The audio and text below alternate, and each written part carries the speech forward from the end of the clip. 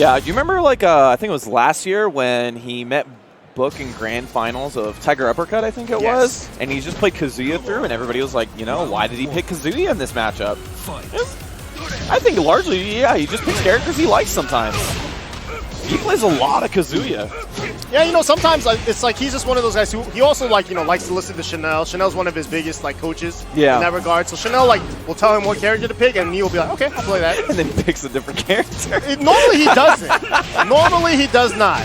That one was weird because that was funny because I was right next to Chanel. Yeah. Chanel taps him on the shoulder aggressively. He's like, geese, geese, geese. And he looks at him and goes, okay, picks ball, paw. And it's like, oh. And then I look at Chanel, he's like, that's okay. He gives me a thumbs up, that's okay. Perfect. Man, these electrics though. Like, Orchid trying to get any offense started, it's all getting stifled by electrics, and he even got a reset on the combo there. And he dropped the combo. I do appreciate he's just going for a different bread and butter every electric. Oh, all right. Doesn't do the 1+2. Maybe thought it was off axis. Wolf's Tail. Man, just look at the pressure here too. Orchid's got to find a way to get out. He's got to start his offense a little bit differently. He can't be going for big counter hits because he's either beating him to the punch or just, you know, he knows that that's the bread and butter of Brian players. He's got to open him up with some hatchet kicks, maybe some orbitals even. Right. But yeah, these electrics, he's just been finding a home for them. Oh, okay. Homing mock punch, why not?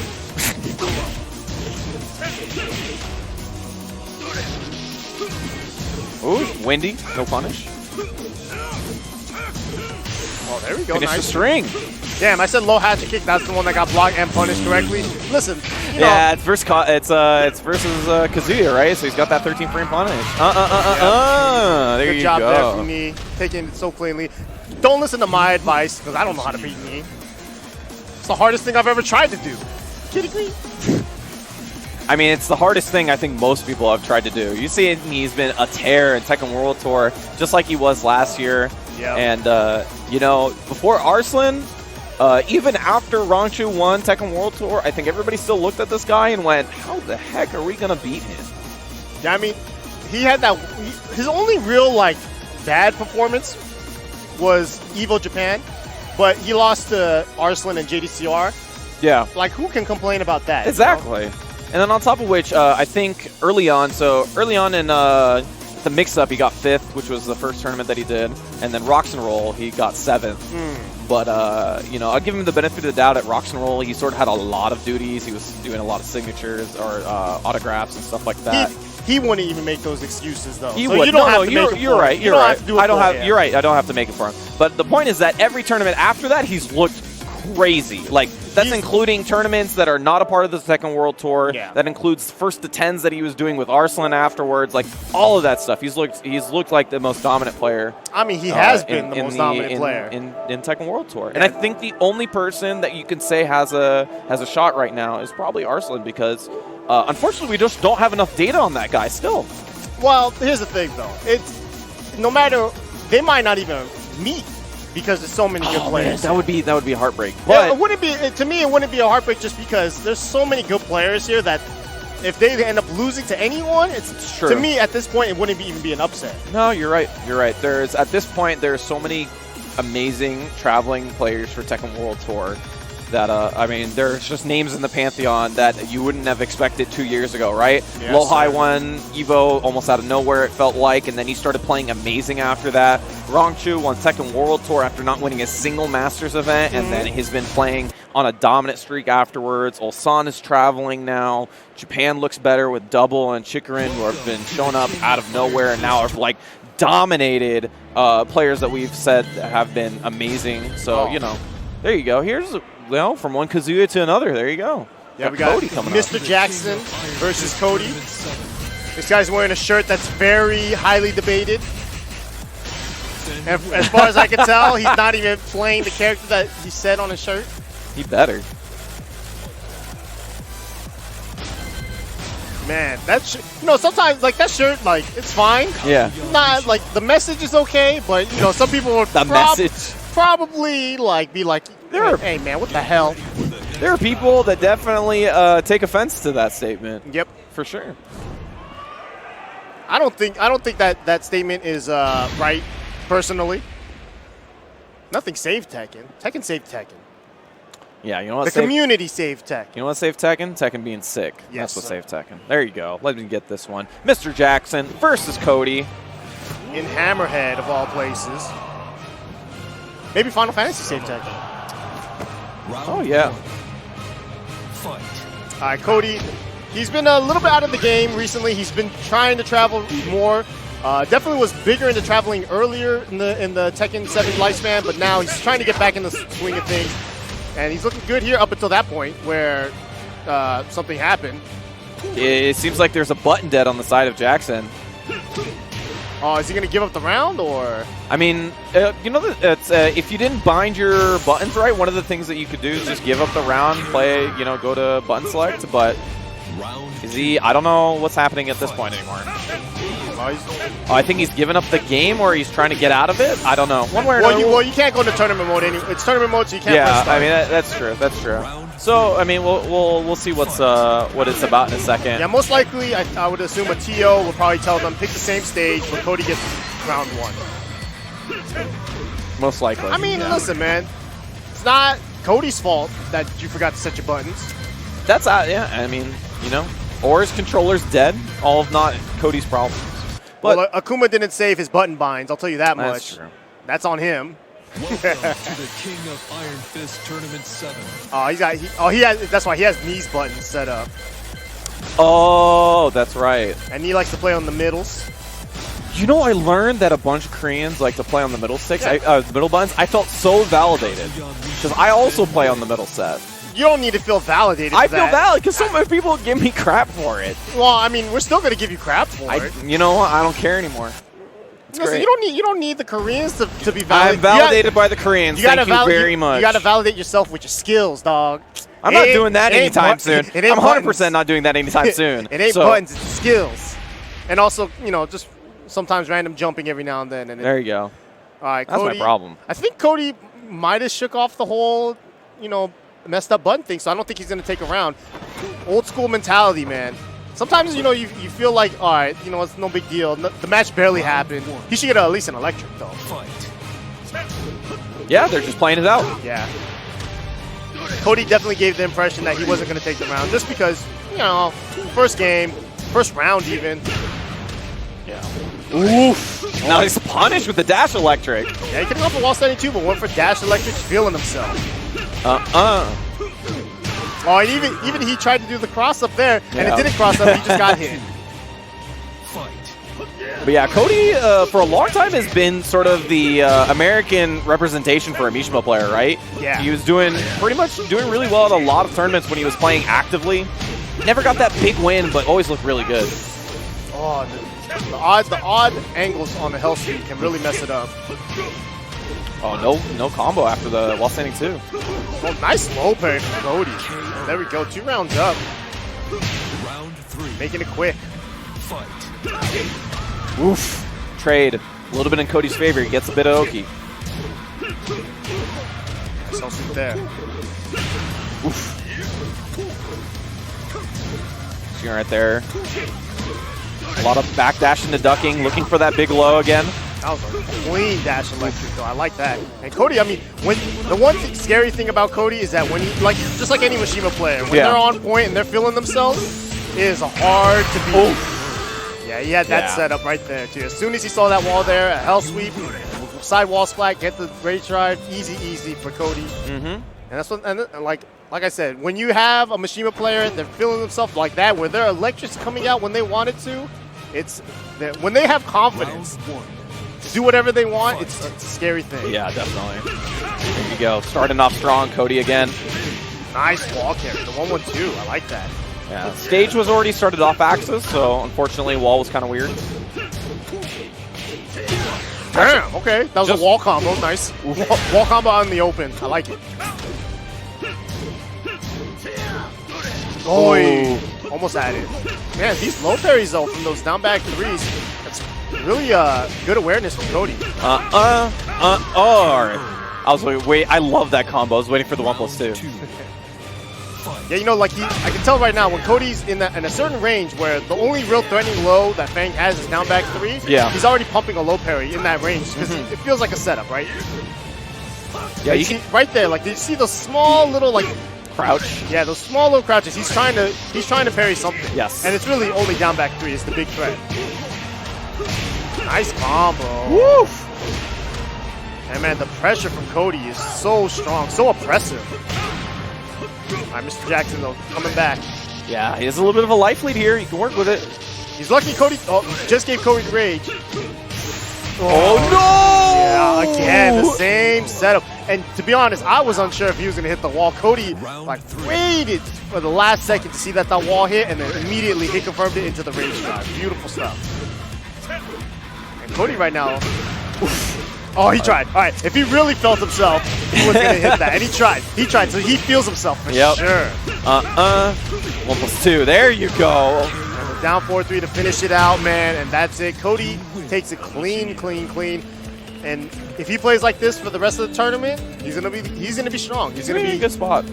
Yeah, definitely in a good spot there. So one thing I always like for Mishima players is if they try to go for that down 4-2 counter hit combo, if they're like, oh yeah, I'm gonna go for it every single time, because you know, if you hit that combo once, it doesn't matter what's happening in the tournament, you're gonna feel good. You have to. Yeah, exactly. All right, it's a good job there from Kodee. He'll be moving on in the winner's side. I believe up next we're going to have a USA versus Japan match. Ooh. Another Yamasa boy. We got Yamasa's Nobi coming up to deck. Yeah, Nobi. Nobi has been playing, he's been just kind of alternating between Steve and Dragunov at this point. Yeah, I feel like he switches based on, I don't know, it depends on how he feels or maybe the player more so than the character matchup. So it's interesting to see. I love his Steve. I think his Steve is really sick because it fits his style. I think so too. He is such an aggressive player. So much different than like his two teammates, like Yu and Take, who are more defensive and more trying to, you know, outspace and things like that. Nobi is one of those guys where it's like, I'm pushing aggressive, I'm being aggressive, I'm going to hit you. Oh, you think you're going to hit me? Backswing blow. Bam. It's like one of those things where it's, you can't, like you think you have an opening and Nobi's already stuffing you with something else. Yeah, one of the things that was originally, when I was getting into Tekken, the things they listen or to know about between Koreans and Japanese. The difference in playstyle. Koreans were a lot more defensive, Japanese were a lot more aggressive. Yes. And one of the things that, you know, obviously, you know, one of the best players in Japanese history in terms of Tekken, Nobi, right, has been holding the flag of, like, best player in Japan for so long, and then it's kind of passed on that flag now to Chikrin, Double, players who have been, you know, really grinding it out in Tekken World Tour at this point. But, you know, every now and then there's that tournament. Every year it happens. Nobi has that one tournament where he looks amazing and he beats the crap out of everybody. Yeah, you can never count Nobi out. Yeah. He's always been so strong, and he's been so, you know, even if he's not like necessarily placing top 8 every tournament, he's consistent at like just being in the tournament, being a competitor, and just like really, you don't want to face him. You don't want to face him. Yeah. That's a scary man to face. Evo 2015 champion, if I recall correctly. Yes, sir. Yeah. And first year we had Tekken 7. And he's going to be going with Dragunov in this matchup against Bandersnatch using El Miguel. There you go. I think Miguel's just got a lot of good buffs in Season 2, but still has kind of a lower player base than average. So you don't get to see him a lot. They got to buff his arms, as in like really like give him some range. I mean, he's got Richter-sized arms. Unfortunate. Man, nice block and punish, man. Nobi is so good. Ooh, delay on the second hit. Couldn't get the instant while standing pickup. Yeah, could have been a little bit too far or just timing. Not sure why. What a low parry. And when Nobi beats you like this, it's crazy fast. Oof. Every round feels like a perfect when it's not. Yeah, that might as well have been a perfect. Nobi goes up 2 with the quickness. Bandersnatch. Needs something sooner than later, buddy. Yeah, and everything he's tried has been, it's been once Nobi gets anything going, it's downhill from there. And he's still trying. All right, Nobi being patient there. Well, look at this, you know, he's coming in, being aggressive, and then just waiting for Bandersnatch to mess something up. He does something punishable like that, and bam, Nobi up 3 rounds quickly. I think he's trying to access his lifeline right now. No, all right, just maybe got a call from his mom in the middle of the phone or in the middle of the match. I always hate that. That's not the mom. That's the boo. And the boo's telling him, hey, yo. I got the hotel room alone. Nah, it ain't that serious. It's like, yo, stop getting beat up. Stop. I thought you said you were going to win this. Yeah, what the hell? Well, I mean, it's hard to win when you got Nobi as your opponent. It's very true. Very true. So we got picked a Twilight Conflict now. Yeah, it's one of those. It's one of the unfortunate things too. Is that it's hard to tell how good this player is, because Nobi's just really just going through, sliding through the offense and punishing everything so cleanly that it's like he might as well be a computer, blocking everything, punishing everything. So Bandersnatch is gonna have to change it up here, but to be honest, I don't know what he can do because it felt like everything he did was just getting beat. On this aggressive Nobi coming out now. Oh no. Oh my god. Russian assaults. Swings into the 4. Yeah, man, Nobi just going in. Damn. Again, down twos. Nice sidestep into the down 4-2. Looking good. Drops the combo though. Unfortunate. Yeah. Boy. Second hit. Damn, he got caught swinging too, but Bandersnatch messed up the combo. Oh, big hop. Ooh, yeah. It was a counter hit hop kick too. Just didn't get anything afterwards. But a little bit better. He's taken, looks like the most life he has in a round so far. The block there. Oh, and he almost got that. Ooh, that's launch. Oh, that's not launch. I don't even know how bad that is on block, but it ain't launch. Well, he did 4-1, and being +8 on block's great for him. So Nobi, set point. Oi! Oh, you hate that. You hate to see that when you're trying to make a comeback. I'm usually the one doing the backswing blow, so I love it. That's sick.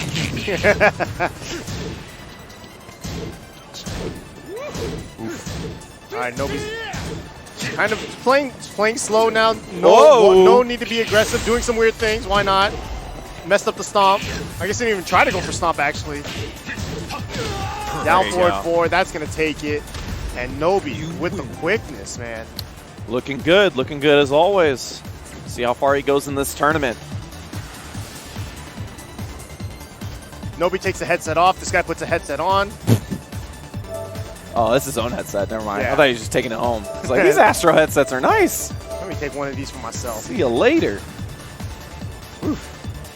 Well, thank you guys for tuning in. EVO 2019. It is, it's going to be long. It's going to be a lot of Tekken, but it wouldn't be possible without the sponsors that we had here making it possible each and every year. And we want to thank them so much for making this happen.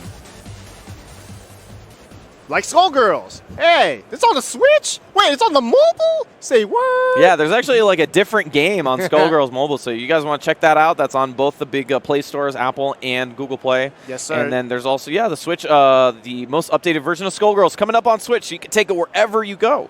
You can also take these wherever you go with the sick Kwamba backpack and a joystick. Check it out at KwambaUSA.com. 15% off site-wide using the code EVO 2019. Also appreciate Gaming Generations. Every tournament that you see in the fighting ring community wouldn't be possible without these guys. They help us so much out with equipment and services that help this run. Please give them a shout out. Love them. GamingGenerations.com. Also, DX Racer, official chair partner of EVO 2019. You get a 20% off if you use the code EVO 2019 at DX Racer somewhere.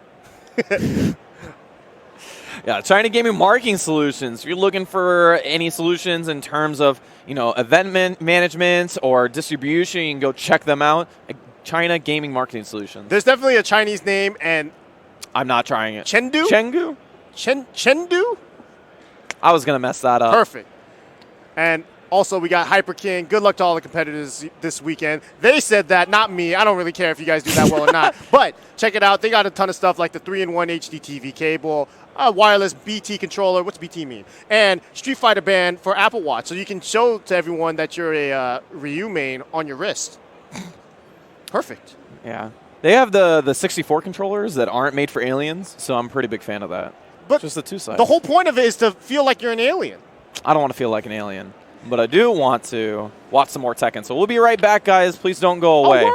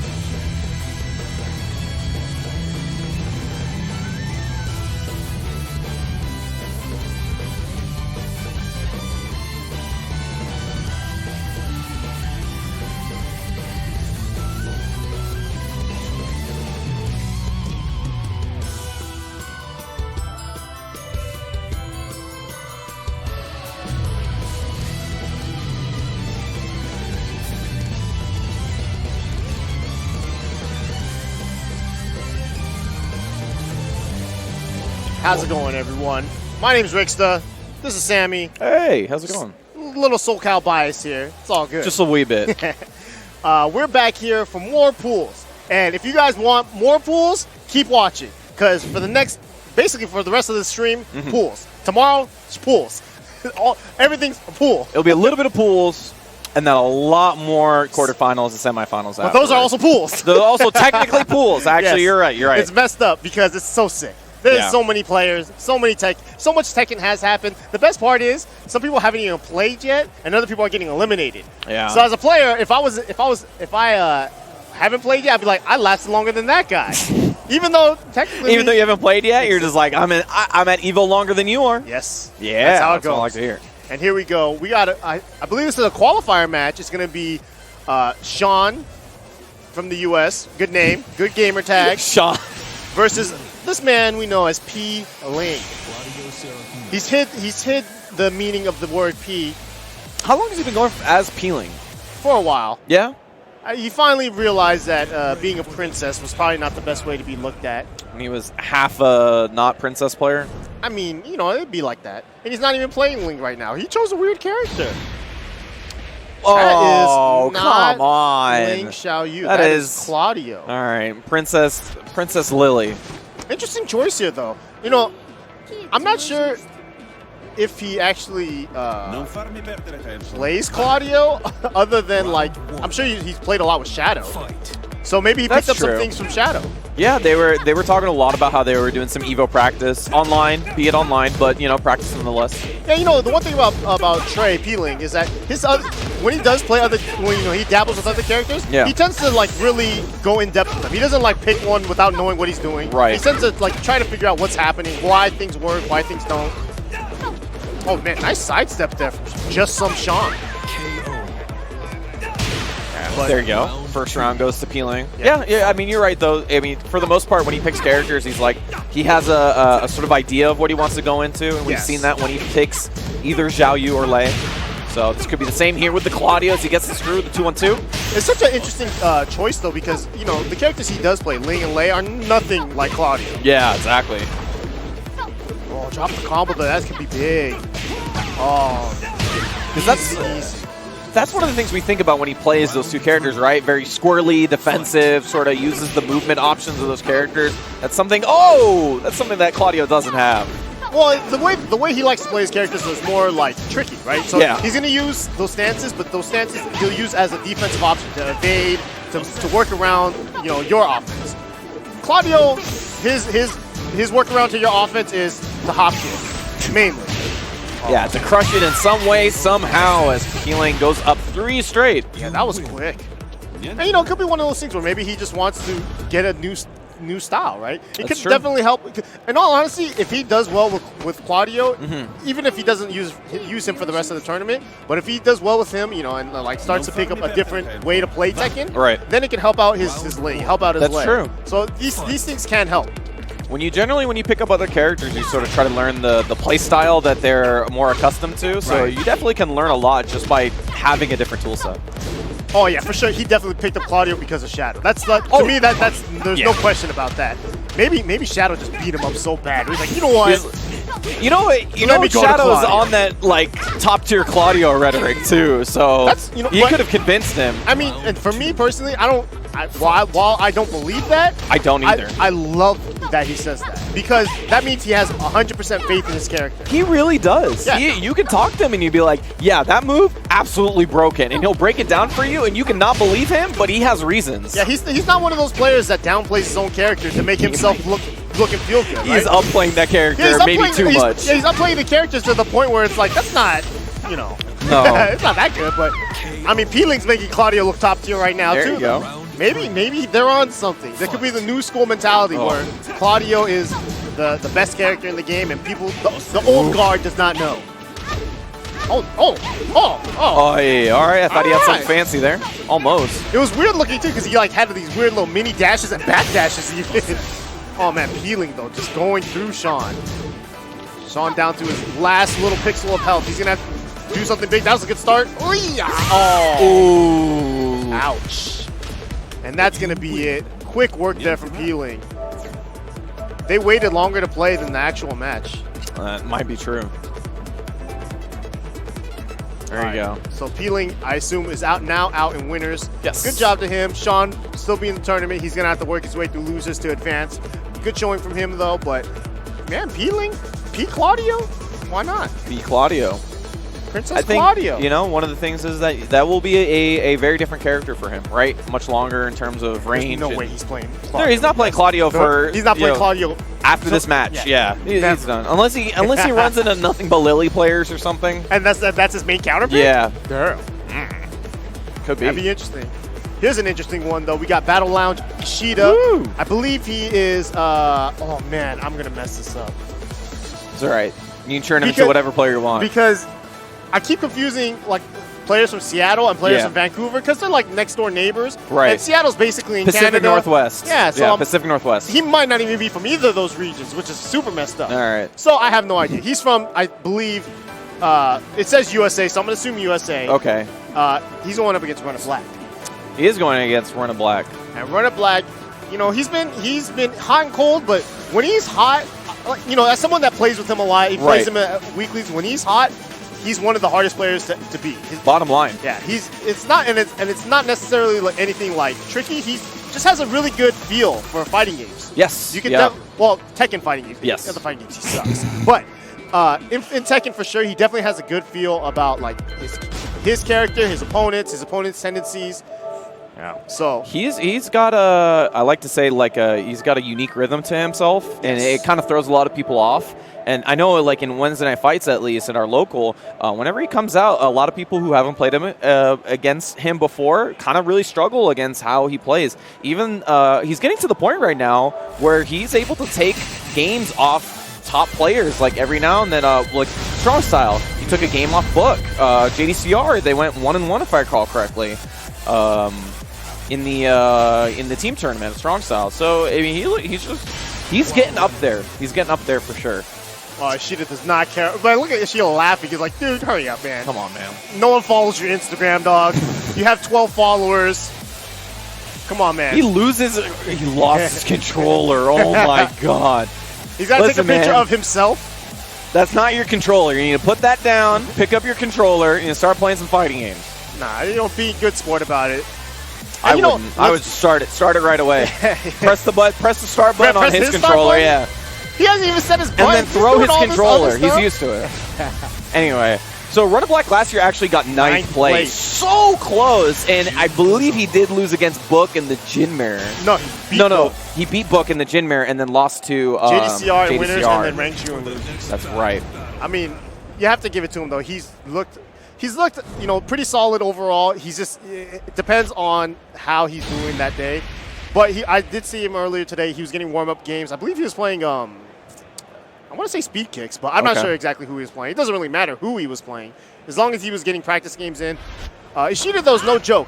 And here's the thing. If Ishida goes too, like, textbook-y, Horong, you know, type of stringy type of things, Runitblack will parry and punish. So Ishida's going to have to delay, you know, be very, you know, almost like disrespectful in his offense. In Unorthodox. Yeah. I say disrespectful in a way where it's like he has to be going for power crushes, for big lows. He has to make Runitblack think where parry's not always the option, you know? Yeah, you have to throw him off his game in a way that makes him change up how he has to play as well. Because we do have warring players down in SoCal. We've taught him the matchup. Man, but Ishida looking good. Nice, and that would have broke the floor too, so breaking the floor, man. Breaking the floor? English. I'm good at it. You should take the floor breaks away from Jin, though, because he does have really good ways to break it. I mean, realistically, you want to take the floor breaks from your opponent regardless, no matter what, because if you're not going to use floor breaks, they're going to. Oh, no. Swings into it. Oh, he tried. He tried to get to the wall for maximum damage. And Ishida looking good, but Runitblack now starting his offense here. And this is where it becomes tricky. Yes. Gonna send him downstairs. Not gonna get crazy damage because of the backspin situation. This one. Stays on the ground. Very nice. Ooh, and the trade. Luckily for Runitblack, because that was a launcher. Yeah. That might have been it right there, but they tie up the round count. Good block. Oh! He messed up. I'm not sure exactly what he's trying to do. I think the launcher is like something weird, like up back 3-4 or something. I'm not a Horong player, but I do know it's a weird situation. Oh, you know what? Actually, he tried to do back 3. Crouch cancel back 3 for sure. Oh, that makes sense. Yeah. Yeah. There you go. No duck there from Runitblack. No parry either. You know, Runitblack hasn't shown the parry, so I think Ishida now might feel a little bit more safer to start throwing out some, you know, pretty normal strings like that. Yep. Oh, no, he didn't finish the string. Wow, interesting. I'm not sure why he didn't finish it. I have to think he missed the input. I have to think to it, but it's unfortunate because Runitblack goes up. Oh, Counter hit. Nice combo, too, off the stature kick. Savage Sword to finish it off. Down 2. Nice side step. Woo! That was beautiful. And this should be it. Yes, sir. Nice. I like nice combo. Yeah, the delay on the back 2-1 to ensure that it hits. And for some reason, it feels like it just wall carries more. I don't know. I'm not a scientist. I'm not a Tekken pro. I'm not even a Jin player. I just talk. But it seems like doing it slower makes it go farther. It's like one of those placebos. I could see that. I could see that. Ishida thinking hard. Going to Violent Systems, interesting choice. I read his lips. He just said good stage. He's happy. I think generally the Mishima's probably okay to pretty poor wall carry. Hwoarang has fantastic wall carry, so taking him to big stages is not a bad idea. This stage is odd because I feel like it's not necessarily a big stage, but it's not necessarily a small stage either. So bigger than average. Yeah. Bigger than average, yeah. You definitely want to take the walls away from Jin, and for sure this stage can do that, but you want to be careful with your placements in terms of like where you are on stage. And there you go. Ishida getting started now. Ooh. It's one of the things. Runitblack's really good at picking up the rhythm. He's looking for those counter hit electrics now. Nice. That was a good whip punish there from Runitblack. Just got an easy forward 4. Ooh, good throw break there from Runitblack as well. Man, nice movement. Oh, didn't get caught from that. Don't punish though. Yeah. Damn. Pick it up. Yes, sir. Man, and the unfortunate thing about that too is Ishida did a power crush, but he got hit in between the first and the second parts of it. So he got counter hit it after the power crush. Oh. Now you see the parries coming out here from Runitblack. But you see the expertise in the matchup, right? He's not going for things afterwards. He knows how much recovery is on those moves. Alright, Ishida now playing confident. Not out of it, not by a long shot. But he's got to make Runitblack think about stuff. Or else Runitblack will just go through him. Oh, nice throw break from Runitblack. Yeah, almost immediate. Nice. That was a great low parry there from Ishida. Yeah. Almost to the wall, not quite. Oh, there it is. No throw break there. Runitblack was actually doing a parry at the time, so I think he wasn't prepared to throw break. And that was a good choice from Ishida because that was not a normal throw, so it was a command throw, so he had to do a real break. Savage Sword. Ugh, such a consistent wall ender. Oh, nice throw break there. Peacekeeper. Yeah, the Peacekeeper is going to be big for Ishida if he can get it to hit, but he hasn't got any big counter hits from them. Nice, goes with the low. Break, but now Runitblack has the wall positioning. Nice combo. Yeah, he finally ducked that. Low. Yep. Listen, we played against him a lot. I've seen it, and it works. And it's so dumb when it works, and it's so dumb when it doesn't work. So at the point is, as soon as Runitblack does it, it's gonna be dumb for someone. Yep. There you go. Set point for Runitblack here. Remember, these are winners qualifiers matches. Trying to get out of pools. Yeah. Oh, big counter hit again. Good. Yep. Oh, almost got to the wall. Yeah. Kind of awkward on the angle there. Nice. 1+2 whip. Oh man, and Ishida's still going for that string, even though it's been getting punished. Low parry from Runitblack. Yeah, gets a really nice combo off it too. Was definitely reading it. Force the mix-up. Goes for the throw. Ooh, that could have been bad. Yeah, ducked it. Not a full punish though. Runitblack gets another chance. Man, and you know what? I bet you Ishida probably tried to do wall standing 4-4 or something. Yeah. I'm not sure why he did that. Even wall standing 4-4 is not going to be big, but it's hard to get a good launch as Hwoarang in that situation, I guess. Oh, looking good here, but man, Ishida's going for those throws, and Runitblack has been breaking all of them. Runitblack, that's a pretty common strat after the throw break there. Nice duck on the throw this time. Ishida's going to them a lot. The man. wall. And that was so unfortunate for Ishida. He did a move that has 2 hits. Runitblack parried the first one and the second one whiffed. Normally, if you parried something a string that has 2 hits, you parry the first one, and if you're not already doing something, you're blocking the second one. Right. But because it whiffed, Avery was able to get a punish, and man, he's looking like that because he messed up. He knew that well, he was mad at himself for even doing the rage. Yeah. But nice showing there from Runitblack, looking good. Ishida also, you know, looking quite solid. Good, yeah. But you know, just wasn't able to clutch it out against Avery. It happens sometimes, man. Like I was saying before, we have a lot of Hwaring experience down in Southern California, so it's definitely one of those things where it's like if you don't show something different to a guy who knows the matchup very well, especially in Tekken, he's just gonna know exactly what to do. All right.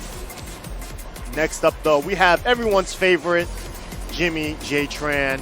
He's not everyone's favorite, but he's, you know, people like him. I like watching him play. Yeah, definitely. Just don't have like a real in-depth conversation with him, asking about certain things, because then you know, he'll really be honest, and it really hurts your soul. Yeah, I'm not gonna ask him about my commentary. He's already snickered once. It's already hurt me way too much. You should definitely ask him about how good you are at Tekken. I'm not. No, absolutely not. Trust I'm me, not gonna do that. Nope. I've been destroyed by him. And nope. and you know what? I like that advice. I personally, when I take that advice, I'm like, good. Listen, you're gonna get advice because you're good at Tekken. I'm gonna get a snicker, and then he's gonna turn the other way. Well, you know, you gotta work your way up. So before that, then I gotta work my way up to actual. No, then he'll actually just really laugh. Oh, and boy. then he might give you an answer. But we got IHaI versus Jimmy. I know IHaI is a great player. He's a Jack player. I don't remember where he's from. I do know that someone confused him for me somehow at Combo Breaker. What? We look nothing alike. He's actually way taller than I am. But someone walked up to him and said, "Hey, are you Rickster?" And so he had to tweet that and tell me about that. Do you ever think that you might be more popular on Twitter than you are in person? I have no idea. I don't know. As someone who's on a stream regularly, week in and week out, I have no idea how popular I am. You're incredibly popular. The kids love you. The best part is, though, because I am actually quite small, I can kind of work my way through the audience, kind of, you know, incognito-like, right? That's nice because there's way too many people here. Yeah. This event is huge. Oh, if you're not here, actually, you can just see it on the camera right now. Look at this. This is absurd. Yeah, and there's so many more matches to be had. You know what's crazy, too, is that the majority of people you see in the screen right now are not players. A lot of people are just watching. Yeah, man, people just love fighting games. Good-ass Tekken, great-ass Tekken. Doesn't matter what you're watching. As long as you're here with us, whether it's on stream, in person, thank you guys so much. Brian, JimmyJTran, IHaI, Jack7. And you know, Jimmy, I know he probably likes this matchup. Yeah. In like usually, Brian's always been kind of like a good character against Jack. Yes. Jimmy has been getting his butt blasted though by Anakin recently. I mean, that'll do it. But, you know, Jimmy has been he's been able to beat guys like Saint. So that's a testament to how good Jimmy and Anakin have been over the years. But IHaI, though, he's got a little crowd cheering for him, and he takes the first round. And IHaI's, I'll be honest, I know he's good. You cannot sleep on this man. Yeah, you can tell the way that he's thinking about it. It's just a 2-3 punish for now. Jimmy sort of sometimes, you see him in his gameplay, he kind of works his way up to the bigger punishes when he starts feeling the game a little bit more. Starts doing more taunt pressure, starts thinking about, you know, doing the...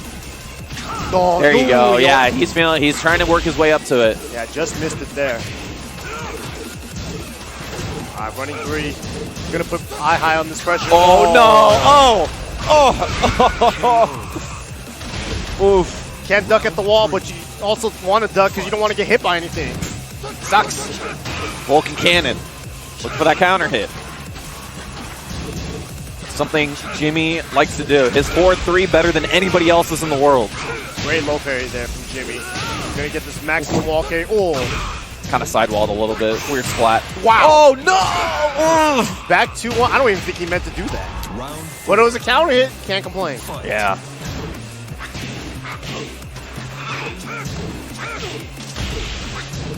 There you go.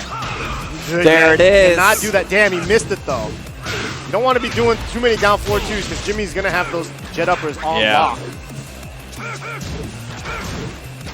IHaI playing patient, though. I like it. Oh, what a sidestep into the jet upper. Yeah, goes for the mock kick to realign himself. Oh, dude, missed it. Yeah, out of range. Force the mix-up. Oh, too far. Ooh, whip punish. Oh, man, it's close. Wow, caught him stepping or ducking. Not sure, but doesn't matter. Yeah. IHaI ties it up. First game, final round. Ooh. Hatchet. Oh, nice down forward too. Risky, but it got him the job. Yeah. Man, and the crowd is going crazy for IHaI. Woo! Orbital heal. Get him off me. I can't believe Jimmy hits that combo every single time. Oh, right there. Did you see that? Yeah. Okay, so when you run up and you do the stomp like that, if the opponent blocks, it doesn't matter. You're still plus. Jimmy knew that. He threw out 3+4, traded on the counter hit with the wall standing forward. It's something that not too many people know about. If you do the running stomp, crazy. You're actually plus on block. No, it's so weird, but yeah. Because that stomp was not meant to be block standing. Right. So because of that, Jimmy knew that he pressed 3+4 to get a trade after IHaI did wall standing 4 as a punish. That was crazy. That's, yeah, I've never heard of that situation before, but obviously, you know, Jimmy. I've seen it multiple times, but never like as a setup like that where Jimmy was like, I'm using my frames right here. Because he knew that he was going to be plus even on block. And it's so backwards thinking, right? You think you block any low, you should be punishing that. IHaI thought he should have been punishing that. That's why he did wall standing 4 and he got counter hit. I mean, a lot of the times, you know, anything done on wake up, blocked or punished, usually means like you're negative. You lost your turn. Yeah. So that's definitely a weird situation right there. As IHaI switched to the Octagon stage, Precipice of Fate. Yeah, interesting choice. I mean, I don't necessarily think there's an advantage or disadvantage that goes for IHaI, and I'm sure Jimmy is fine regardless of where he is. Oi, pressing buttons. Nice combo, gets a nice high splat. Oh, wow.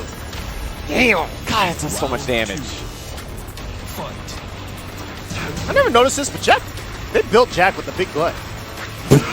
Sorry, it's just, I was just, don't mind me. Where do you think all the data is stored? Good point. Ooh. Man, you know, I'm like super impressed with just his patience. You know, he's not trying to overextend here because he knows that if he does, Jimmy's gonna beat him up for it. So he's playing very patient. Yeah, I mean, even then you haven't seen counter hit. Yeah, but Jimmy, you know, his movement, his sidestepping, he's catching IHaI, throwing out some, you know, questionable moves at questionable times and is able to maximize his damage for it. And there it is, low soccer. Round 3. Jimmy now 1 round away from advancing in what really was a very, very close set in that first game. Yeah. But like I was saying before, Jimmy works his way up. He sort of gets a feel of his opponent as he's going along. You have to throw something different now. Oh, wow. Wow. Just finished it, and IHaI didn't really punish it all that great, so luckily for Jimmy. Not sure if he meant to do that. Nice. Boa Crusher. Boa Crusher? Yeah. Like Constrictor? Yeah. Boa? I guess. Oi. Got too aggressive there. That's it. He thought he was going to get the wall with the back 3-2-2. Yeah. No, drop the combo himself. I gets another chance. Plus frames. Way. Nice. Down 2. And, you know, good showing there from IHaI, man. I like the way he was playing that, but Jimmy, too strong. Too strong. Yeah, Jimmy, I mean, you're saying before, right? All those sets that he's been having versus Anakin lately. And also played against him in the WSOE, so I mean, he's gonna have the matchup experience against some of the best. IHaI looked great though. You were saying he's good. He definitely showed it. Expect to see him going through losers. Oh yeah, for sure. Yeah, definitely. I mean, there's, you know, already we've had some weird upsets, right? I heard the legendary bots from Japan got sent to losers first round. Wow. By a European player whose name slips my mind. But I heard that guy was very good. I think it was Gerlanda that was like that guy. Gerlanda? Yeah, look out for this guy. He's not here, but he's like, yeah, that guy right there. He pointed, specific towards that guy. So bots end up losing. Unfortunate, but yeah, it happens. It happens, man. Yeah. And sometimes some of the best runs ever come from the losers bracket. Oh yeah, you always talk about you know. Imagine if he made top 8. Count the matches, how many he has to go through. So if you He'll don't be know, drenched in sweat by the end of the night. If you don't know, but at the point that you go down into losers, you have to do twice as many much, matches as the person going through winners. Yep. So if you go early on like Bots did, that means he's going to play probably around 28 matches if he gets all the way to top 8. I don't even like playing 28 matches just like versus anybody. Yeah, not in even casuals. Yeah, not even in practice mode. If anything. I don't want to do that. Oh, all right, Trishola going with the Warring setup right now. Yeah, putting the jacket on his shoulders, but it's not connected to his body. Man, I was talking so much trash about Shola because he was seeded 80th in this tournament. Oh man, I gave Shola the business on my stream. Ooh, he got seeded 8th. And then I would look at other players like, oh, this guy, Ow, he got second at EVO 2015, and he's lower seeded than Shola. So Shola, you got to show me something big here, man. Apparently, the EVO seeding committee knows something that I don't know about Mr. Trill Shola over here. What I know about Shola is that, man, oh man, does he like to not win. He really, I don't know what it is, man. Shola's my boy. Shola's an incredibly nice dude, is always around in Tekken tournaments. But He's man, great in person. watching him play, it's like, oh, come on, dude. Like, you had that. What are you doing? But anyways, we got Lightning Ken versus Trill Shola. And Elisa player. And you know, this is a winner's qualifier, so you gotta work with your seed, Shola. Show me what you know. I'm always afraid of Elisa players and you that know, get actually, this far. I like this though. Shola has been dabbling with Kazumi. Yes. I know originally when I first played him in Tag 2, he played Jinpachi and Kazuya. He's been playing Kazuya in this game. But Kazumi, I feel like is such a better character for him. He's best at playing basic Tekken. And Kazumi can give you that. Absolutely, absolutely. I always talk about her 10 through 13, probably the best in the game. Just, you can play so simple with her. Ooh, just go for the command throw. He has rage here though, so he can do some work here. Again. Do it again. All right, I like that. I like that. See your weakness. You got to see whether or not, is it real? It's not real. Oh man, and Shola. Yo, do those ab workouts. Shola takes the first round. That's one of those disrespectful rounds, man. You know, like, all right, this is, I told this to Pickle. Okay. Wednesday Night Fights, right? After we were playing, and I legit told him, you have to be an a-hole. Yes. In the game. Yep. Outside of the game, you can be the nicest person, but inside the game, you have to be a jerk. You only get 2 games. That's it. That's it. You have to do anything Look at possible. that. And he is being so mean to this guy right now. He's trying to teach him how to break a throw. And you saw the very thing. He tried to duck. He tried to duck. He didn't want to break a throw. Oof. That's the best feeling. Once you get the opponent, he knows he's not going to break throws. He starts ducking. Your game is opened up tremendously. The down forward 1-2. Oh, man. Shola. He likes to win. He likes to win. Oh, ooh. It auto-corrected. I thought she was going to go to the other side. But, you know, if you're Shola, perfect. That's fine. Because now he lost his rage. He lost everything. He barely lost any health. Took the game. And there it is. Shola. Easy work there because he just mashed throw. Lightning Ken's going to have to think of something here. He's going to have to just really, well, first of all, he's going to have to break that throw. Yeah. But I think that's actually a good game plan here from Shola because now he's got Lightning Ken thinking about the throw. Oh, yeah. And so now the throw is going to be such a presence in the match that if Shola doesn't even use that throw again, it's already done its work. He's already ducking. Yeah. The job is done. That's the mind game of first twos, man. You have to really, plant the seed immediately and then let that kind of dictate how the rest of the match plays out. It's some of the most impressive things I'll see from Tekken is people making game plans on the fly from things they see like that, right? Yeah. Your game plan originally when you go play against an Elisa, you're thinking about frame data, you're thinking about punishes, you're thinking about what works and what doesn't, and all of a sudden you see command throws working out, now your plans change. Now you got something else to think about. Yeah. And you know, right there, Shola, like when he got that first throw, he's like, let me see how many times this will work. It doesn't work again. It didn't work again. Did it work again? Okay, he just won't break this throw. Well, let me see what I can throw in with this. You know, down forward ones now, some down back fours. Got him thinking. Look at this. Now he's just using running twos to push Lightning Ken back to the wall. Hey, Shola, you might earn this 80th seed or whatever. Yeah. Good job. Get him, Lightning Ken. Yeah. I'm kidding, man. Good job. Block on the shoe shine. Lightning Ken, though, got rage. What's he going to do with it? He's got to do something big here.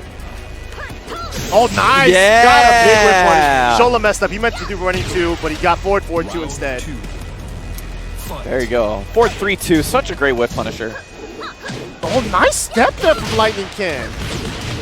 Not the best combo, but it's no big deal. Oh, look at the movement here. I like this from Lightning Ken. Oh, man. Oh. Hey. There you go. Things have changed. Round 3. Time to go back to the old strat. Start throwing him. But see, look how it worked in the opposite way now. Lightning Ken, you see him sidestepping left so many times now. He's implanted in Shola. Like, now Shola's trying to get too aggressive, and Lightning Ken's just stepping left. He said, no, I'm going to walk around all this. And you notice how Shola got off into his game plan. The mind games, man, it's so fun. Oh, he tried. And the best part about Tekken is that the mind games are at every level, right? Yeah. You can tell, like, the Trolla's been playing for a bit now. I don't know how long Lightning Ken's been playing, but you can see that the meta within the set itself is evolving. Right. And that's why when you see two players that have been playing each other forever, like when I've told so many people this, when you watch like Bronson on NorCal Strong Style, right? Yeah. Him versus Jimmy, that is easily the worst match to watch. Because if you're actually trying to learn anything, you're not. Because those guys have built something so crazy. The mind games have gone so far up that if you're starting from the bottom, you're not understanding why they're doing anything. And it becomes so confusing as a viewer.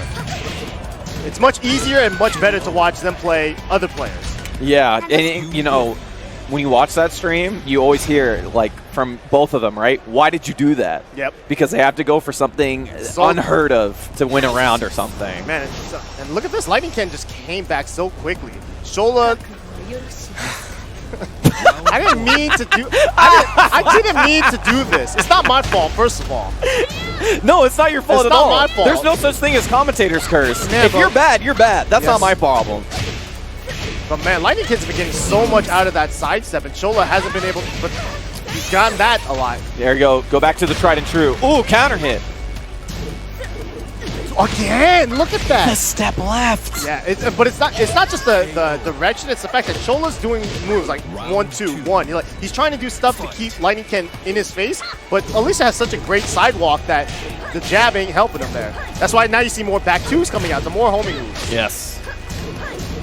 Well, that's minus 10, but Lightning Ken missed the punish just by a little bit.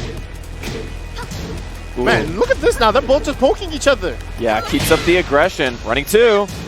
That first game might as well have been played by 2 different players because the meta that involved within this set has been crazy. It's so different, right? Yeah, now Shola coming back. Shola being the aggressor here, Lightning Ken. He's gonna have to do something big.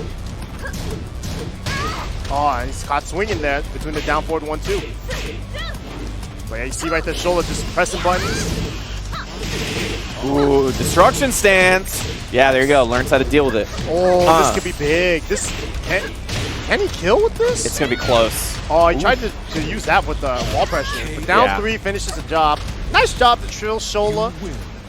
You know, good stuff to the Lightning Ken. Even him, you know, it felt like for a lot of people, if they get thrown that many times by the same move and you lose almost to one move, gets them down, you're on stage, you might get a little bit nervous, but I mean, he found the game plan. He was like, all right, gotta calm down. Here's the game plan. I'm sidestepping left, I'm making them with jabs, and hey, it worked out for at least a game. And sometimes sets like that come down to whoever wins the first game, because the adjustments come back and forth, right? So that was a 6 set. That was a 6 set. Yeah. Shout out to Shola. You know, I was talking a little bit of trash. I'm still gonna talk trash. Oh yeah, absolutely. He's my boy. I love Shola. He's an incredibly nice guy, and he's a great person to have around at events because he gets loud and he gets excited. But boy, when I first see him, I'm gonna walk up to him and just sidewalk left. I'm just gonna sidewalk. The entire time he's gonna stand in the middle. I'm just gonna keep sidewalking left while having a conversation. He's gonna try. Hey, how's it going? Nope. He's just sidewalking away from the damn. Yeah. A whiff punish that handshake. Oof. Oh man. Next up though, we got newly. Well, not new. I mean, damn, the hair's coming through. Dimeback. Dimeback versus Dream Merchant. Dream Merchant sounds like a familiar name. He's been around the scene for a long, long time. I remember his name from the worst forum threads ever on Shoryuken, for sure. Wow, Shoryuken? Not even TZ? He's definitely one of those kind of guys in the slums of the forums. But here we go. We got Dimeback versus Dream Merchant. You know, Dream Merchant does stream this game quite often. When I look through the Tekken streams, I see his name pop up there quite often. I take your gander every now and then. Dimeback, however, always and forever, Oscar main. Been around for a long time. Even though the name Dimeback probably wasn't known since Tekken 7, he used to go by another name back in Tekken 6, Adung. ADD-UNG. So many good stories about him, specifically concerning shower curtains and water in the floor, etc. Oh boy. And he's still got that nasal spray. I don't even know what's in there. Yeah, we definitely haven't checked that yet. It could be PEDs for all we know. But he's been using it, so as long as it's legal, he's gonna use it. And I think, is that a Kazumi from his side? Huh? I just said always Asuka. He's always been Asuka. I've never seen him switch, not once. Interesting choice. Oh yeah, he did play Xiao Yu before. I remember that. Shoutouts to Tan Man on the notepad. Good job. Fight. He's a thing knower. Hey man, I wish I knew some things too. I don't know everything. I don't claim to know everything. Oh man, Dimebag doesn't know anything either. You don't punish that with hop kick. I mean, I wouldn't have known that either, but. Oh, I missed it. Yeah, it's too close to the wall. Devin didn't have enough time to hit that. So is there any reason you pick Kazumi over Asuka in this matchup? I have no idea. I mean, realistically, maybe Asuka doesn't like that matchup, but for me, since I don't know that character that well in this matchup, maybe Dimebag's not comfortable with it, or maybe he just really wanted to try another character because maybe he's not feeling with Asuka today.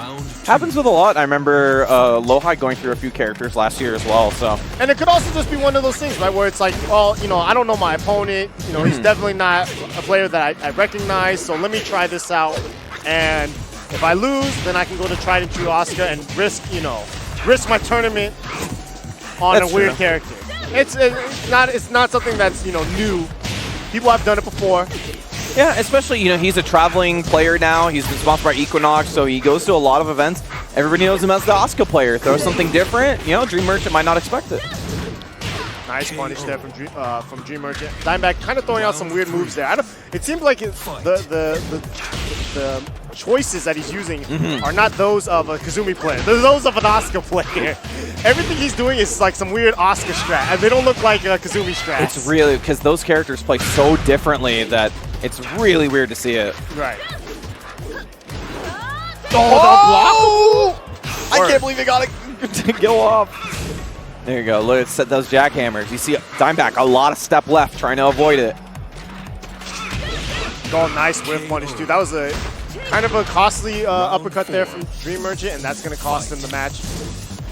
Did we break a floor yet? Not yet. We haven't broken a single floor? Damn, this floor has been busted, though. Look at all the tiles with no floor break. Oh, he tried. He tried. Oh, my God. Man, that floor looks like a kid's playground. Like no one's cleaning their toys. Pick up the Legos off the floor. Oh, do it again? Yeah. Do it again. Do it again.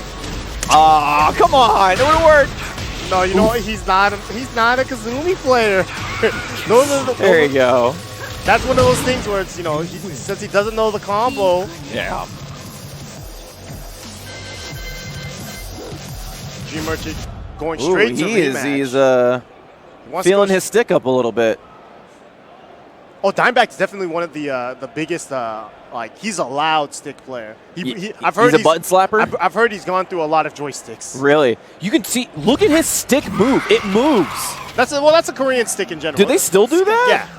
Especially old Korean sticks. Ones with green bat tops, for me, those are classic. Those are the what are the green bat tops? I have no idea. I just know that they're old. That's how I view them. Is that like a green arcade thing or something? I don't know. All right, cool. Green bat tops are old. Stop doing that. That's not a combo. Or at least do it better. I think standing do your combos better, guy. I think standing 4 is probably the best option there, but I'm not the Kazumi player. Dimebag is. I believe you're correct. Wow, that's really odd. Well, the second hit of Hunting Hawk whiffing? Yeah, just straight up whiffing and then still continuing it. Normally, Hunting Hawk, if you miss the up forward 3 part, the rest of it doesn't come out. Yeah, just went for it again. But I guess for hers is his special. Yeah. I don't know if the second hit whiffs, if the third one would ever come out for certain characters, but it could be. Yeah, it could be just be that Jack's big. It's definitely a factor here. Wow. Ooh, spin-a-rooney. Straight up. Nice. Don't usually see that move all too often. All right, tried to whiff punish with forward 3 there. 10 frames, got to use forward 2 there. Punish that. Ooh, big hug. Oh, I did not know that worked. That was cool. Nice. Oh, nice sidestep too. That was a great sidestep on the Oki, and look at that. Dream Merchant now up 2-0 against Equinox's Dimeback. Nice low parry there. Ooh. But, you know, Dream Merchant looked great right now. Yeah, rolls away from the blue one. Maybe Dimeback had a bet with someone. I don't think Evo is the spot where you would try out new characters like this, right? So I would agree with you there. I guess either Dimeback really felt something about this match, or he felt confident about his Kazumi, but all too early. Oh no. Oh, back turn though. The wall and down back one. Such a scary situation in that last pixel moment. While Dream Merchant looking back, like, did anyone see that? Anyone see? Hey guys, I beat Dimeback. I just beat Dimeback. Anyone? Hit a sick combo. Look around. Anyone looking? Damn, no one's looking. Welcome to the King Feels of bad. Iron Fist Tournament 7. Going to the Dimeback going Asuka. straight to Asuka. Dream Merchant shaking his head. That's what he wanted. It's almost like he had to get to the boss. He has, I think he had different binds For different characters, for a different character. That's what I never thought about that before. People definitely do that. Oh, okay, interesting. All right, Dimeback has to go random here. Yep. But he does go with the Asuka. And realistically now, it's a 1-to-1 with his main character. He put his tournament life in. He's putting his, well, not tournament life, but winner's side life on a 1-to-1 with Asuka at this point. This could cost him if he doesn't win. I mean, I would like to say that he has confidence in his Asuka, obviously, but it's not a place you want to be, especially versus people you don't know. This is Evo. You don't know who's going to come out of the cut and be the best player at that character. Right, right. Especially because, first of all, you have people that sign up under fake names. Oh, yeah, that's true. Screw those guys. Well, other times you just don't know. You're not going to know every player that plays Tekken, right? And no one stays the same in terms of like skills, right? Everyone that plays Tekken or playing any fighting game, really, they're eventually going to build up and become better players. And if you think that they're going to stay the same all the time, you're going to end up, screwing yourself over. So you have to really be prepared for everything. And so I think, I don't know if there was a little bit of disrespect there from Dimeback, or if it was just really something where he wanted to test something or see something, but it doesn't matter there. Asuka taking the first round. Yeah, it's looking good so far, but Dream Merchant, he pulled 3 straight. He can pull it back. Nice. Gets underneath. That was a beautiful whip punish there from Dimeback. That's one of Dimeback's best strengths is sidestep into Tooth Fairy as a punish. Yes. Oh, nice. Gets a big punish there. Oh, even the whoa. Oh, if he got a combo off that because it's screwed, I would have lost it. That would have been crazy. Oh my god. I don't think Dimeback even thought that was going to happen. Healthy life lead here. Tried to go for the big combo. No. Actually, you know what? Maybe Dimeback didn't know that was going to happen because he did the tailspin. Yeah. He did the tailspin string. Like, that's not something you would normally do. That's true, right. He would do that on the wall, yeah. Huh. Round 3. Dimeback's a cheater. He knew that? He can't be the only one that knows that. I have never seen that before. So, yeah, I would agree with you. Only Asuka players hella know that. Every Asuka player is like, that's been known since Discord. Come on, dog. Oh, Tech Trap. No. And that's guaranteed. You cannot break these things. Yeah. Get an extra 2 for the key charge. High five. All right, so Dimeback, the Kazumi paid off, right? Because you still end up winning. That key charge in the tackle is a special move Asuka only has. If you mash 1+2, and then I forget the actual command for it, you go into an unblockable tackle that you cannot block the punches. And in fact, you notice how it's 5 punches? Like it goes 1, 2, 3, then 1, 2. That's how the old Tekken tackle animations used to be. Oh. Now it goes boom, boom, boom, boom. 4 punches, right? But the old ones used to be 1, 2, 3, and then 1, 2. Like that. So it's like you had 2 opportunities to break. Now it's 4. Same thing. Same timing too. Like you can block the first punch and the 4th punch. Okay, gotcha. So what do you do to deal with that then? Do you stay on the ground or maybe try to get up as fast as you can and hope that they messed up the timing for the tackle? Okay. But once you see her trying to play the guitar like this, then it's like, all right, calm down. Play the guitar. I like that. The guitar solo. Yeah. Right before you go into the tackle. Okay, I gotta stay down. Cool. Don't move. Next up, however, we got another winners qualifier, another person from Japan and another person from the US. This is going to be Pigeon from America versus YuYu. It works way too well. I'm super jealous.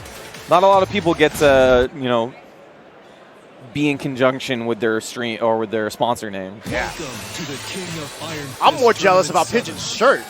It's a nice shirt. I gotta get that shirt. The problem is I can't wear that shirt. As soon as I put that on, it will look stupid. Yeah, and It looks great on him. Why does it look so bad on me? And you know what's sick too is that he's actually got second button down. So Yeah, he's rocking it. He knows he can work it. As soon as I put the second button down, I'm naked. That's the problem. a few different things going on here. I got I can't be doing that in my public. Semitic genes show if I let the second button go down. So I kind of do it. The best for the stream is not to do that. All right, so we got Pigeon versus YuYu. YuYu, lifelong Xiaoyu player. And, you know, we saw her a lot last year, you know, trying to build up travel experience and build up tournament experience. And she's been, you know, slowly but surely getting a lot better. And she's such a strong competitor. Yes. So I'm glad to see her out here. I hope she does well.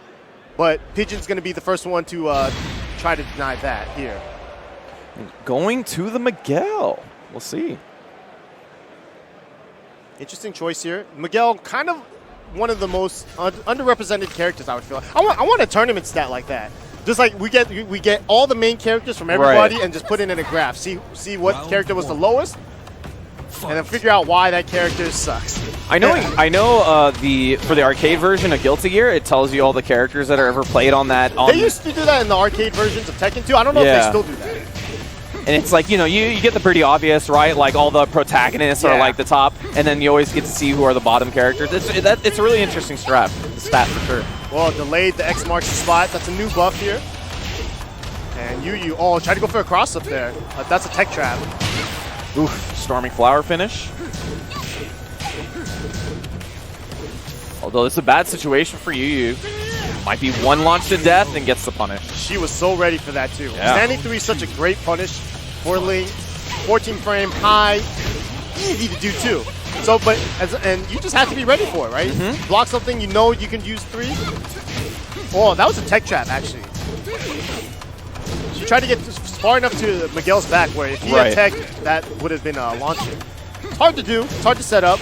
We saw P.Ling do it against, I believe, Ulsan at Strong Style. There you go. Hop kick after. Big for Pigeon as he gets off the wall. Ooh. Wow.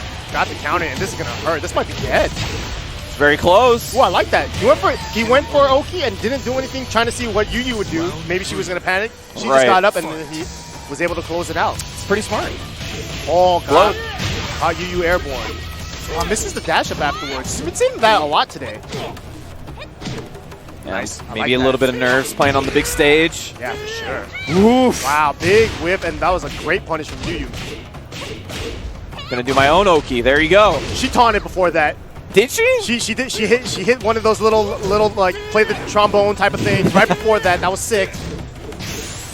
If she didn't, then I must have imagined it.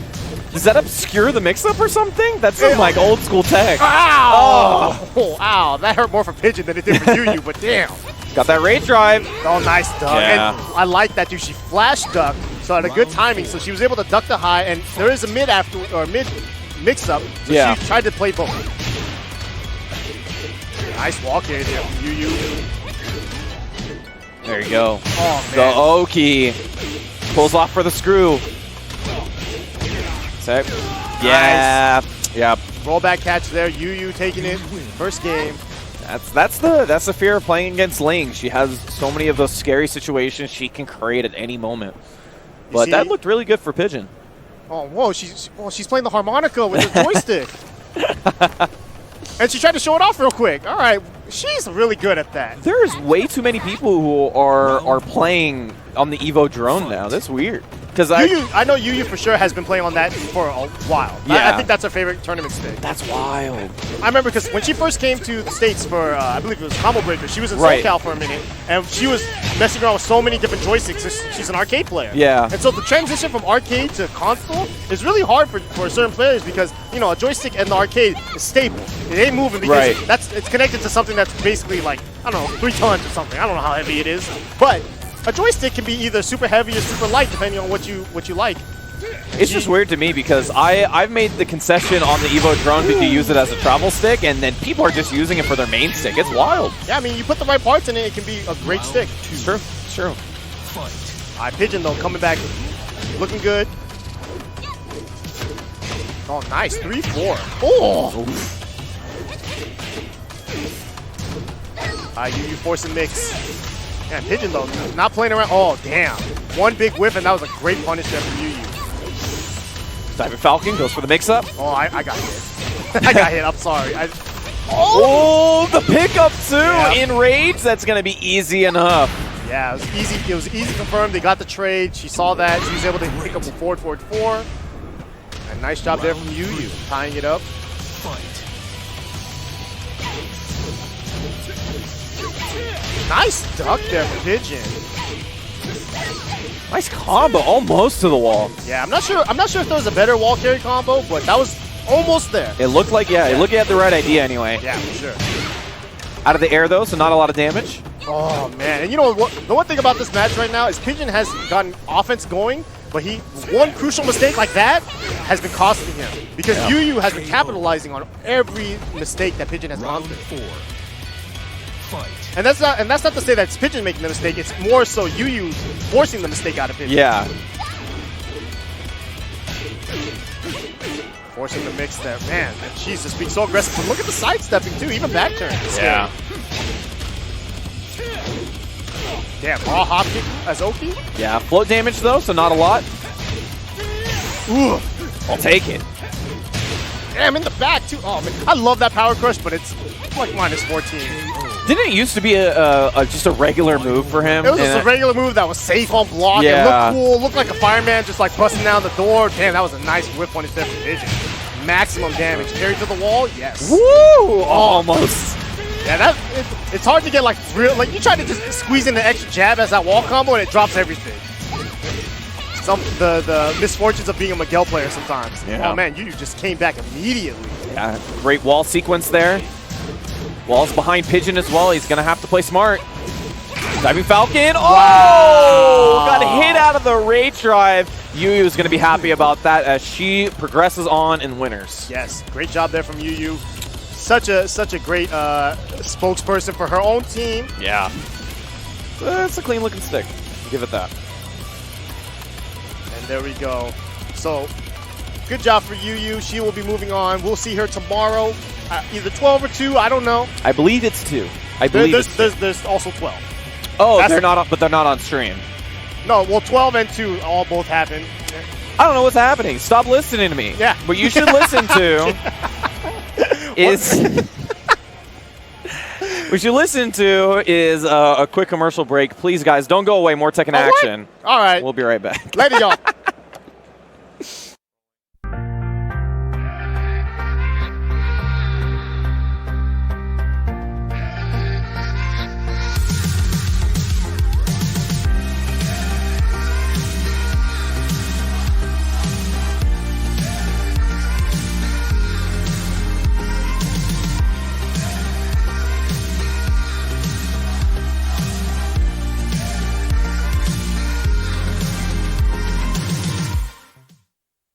For us to bring in Gaming Gen, a professional company that specializes in, logistics, equipment, that was the perfect partnership that we could have had. And without them, we could not have pulled off a 3-day, 2,000-person tournament at all. We had more than enough equipment. We had people on site not only to bring it in, set it up, but also to take care of it the entire weekend, make sure everything was updated and running perfectly, and then take it out at the end of the weekend. The Gaming Generations team is always there with ideas to make our events better. Branding is a big thing. I mean, when you have backdrops like this, when you have banners, People want to go to these events and have something to take home with them. They're already investing a lot of money to travel out to them, but when they can go and find little trinkets. Everybody's like in line at the booth because they want to get the shirt before the event. The apparel, it's so great that they can handle all of that. Gaming Gen is just such an essential part of every major tournament. I just don't know how anybody does it without a company like Gaming Generations coming through.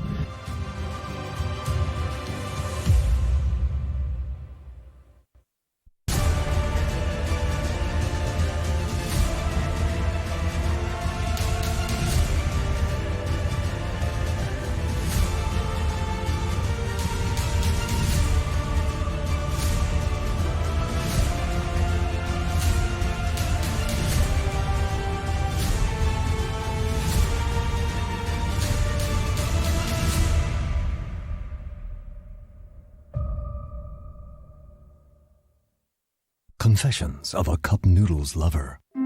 If I get really impatient before my noodles are ready, I'll flip them over and start eating the soft ones on the bottom. Then close it back up again.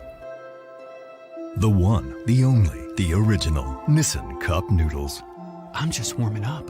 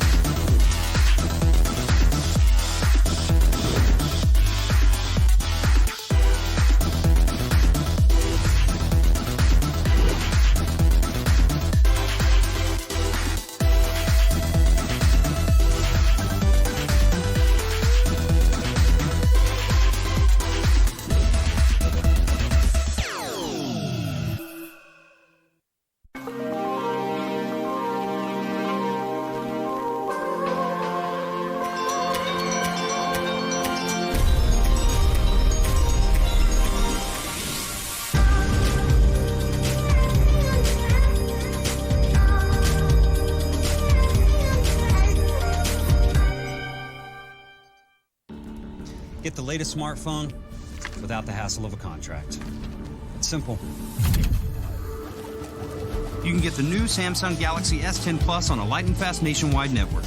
Simple Mobile. Out with the old, in with the simple.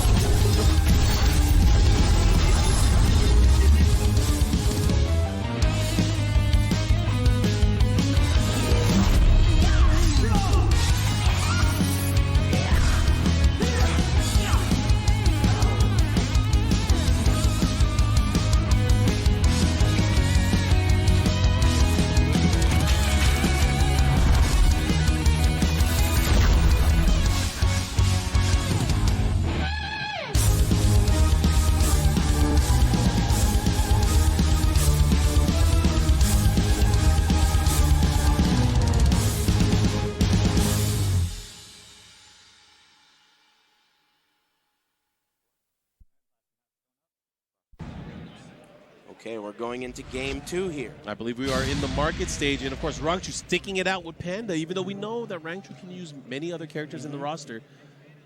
He's definitely, I feel like he's relied and leaned on Bears every time he's been in a crunch. Yeah, especially against the players that probably know his style the best.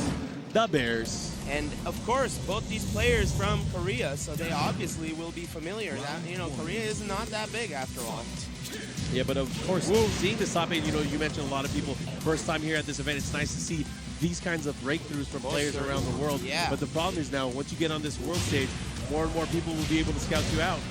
Yeah, but you're going to have many more opportunities. Only making it to top 8 here is such a huge deal, and wow. the performance. He's collecting them. Yeah, Rangchu not faced with that first match loss. Still able to put on the hurt. No punish there. Didn't go for the double kicks. It can be risky. Very nice. Flip over. The mix-up. Scraper. He tried the sidestep again, and the block. Very good defense there. And that's the thing, when you do block the hell sweep, because of it being such a huge risk for Devil Jin, it is launch punishable by everybody in the cast. Wow, he got him. Classic counter hit there. These are old school strategies. Keep it simple. And that's the thing, the punch rush there with Panda, having a mix-up of a mid and a low afterwards is something that Kudans is going to have to be aware of, especially towards the end of the match. And it's such a simple strategy, it's almost as though you don't even expect that it'll be a factor. Nice, and this time Kudans fighting back. Jab to the wall. Oh my, that's going to be done, and Rangchu 3 rounds straight. That is a clean, no round brown. Very nice. Panda hype. All right. Okay, the crowd loves it. Everyone loves to see the bear. Going back to stage select. Unlikely that we'll get a character switch here. Yeah, especially from a guy like Kudans. Yes. He never switches. Hey, the crowd.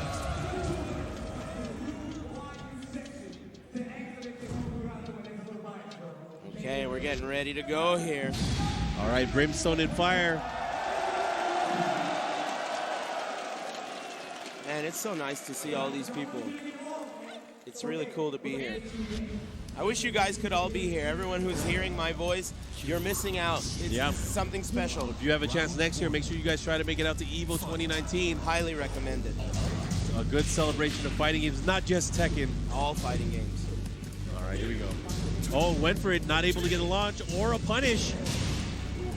Nice, good block there. And again, Kudans opting again for that Wraith kick. Okay.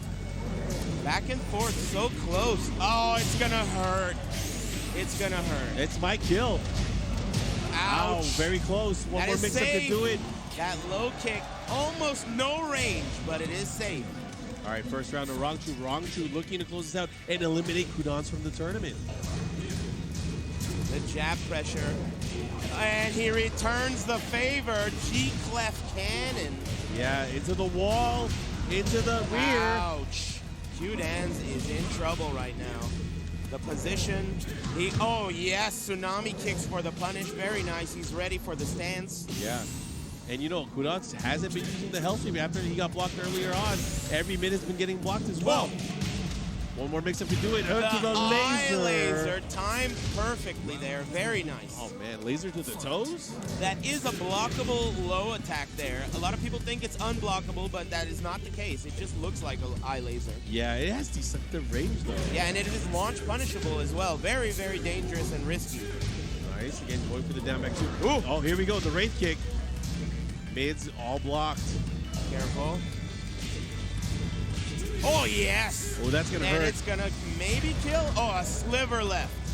And he's going to punish this. Bet it all there, and just like that, after the strong first round for Rangchu, Kudans is 1 round away now. Yeah, just like that, Kudans is always good at the end. He's got a, it's all about cardio for Kudans. He learns, he's a slow-paced player. Oh, yeah. Okay, good boy, block. and it's party time for this bear. He's getting a little more crazy with the decisions. Yeah, taking some liberties here. Oh, man, and the whiff. Oh, yes, and he sniffs it out. It stinks. All right, there's a follow-up here. Goes for the slash. Kick pressure. Oh, yes, this is ugly. Last mix-up. Rangchu. Oh, that's no, punishable. that's not what you want. The mix-up. Oh, another punish. No. Okay. Rangchu. This is getting crazy. He killed it. Very nice. Did you see that little timing stutter at the end? And that's the thing that makes every player scary.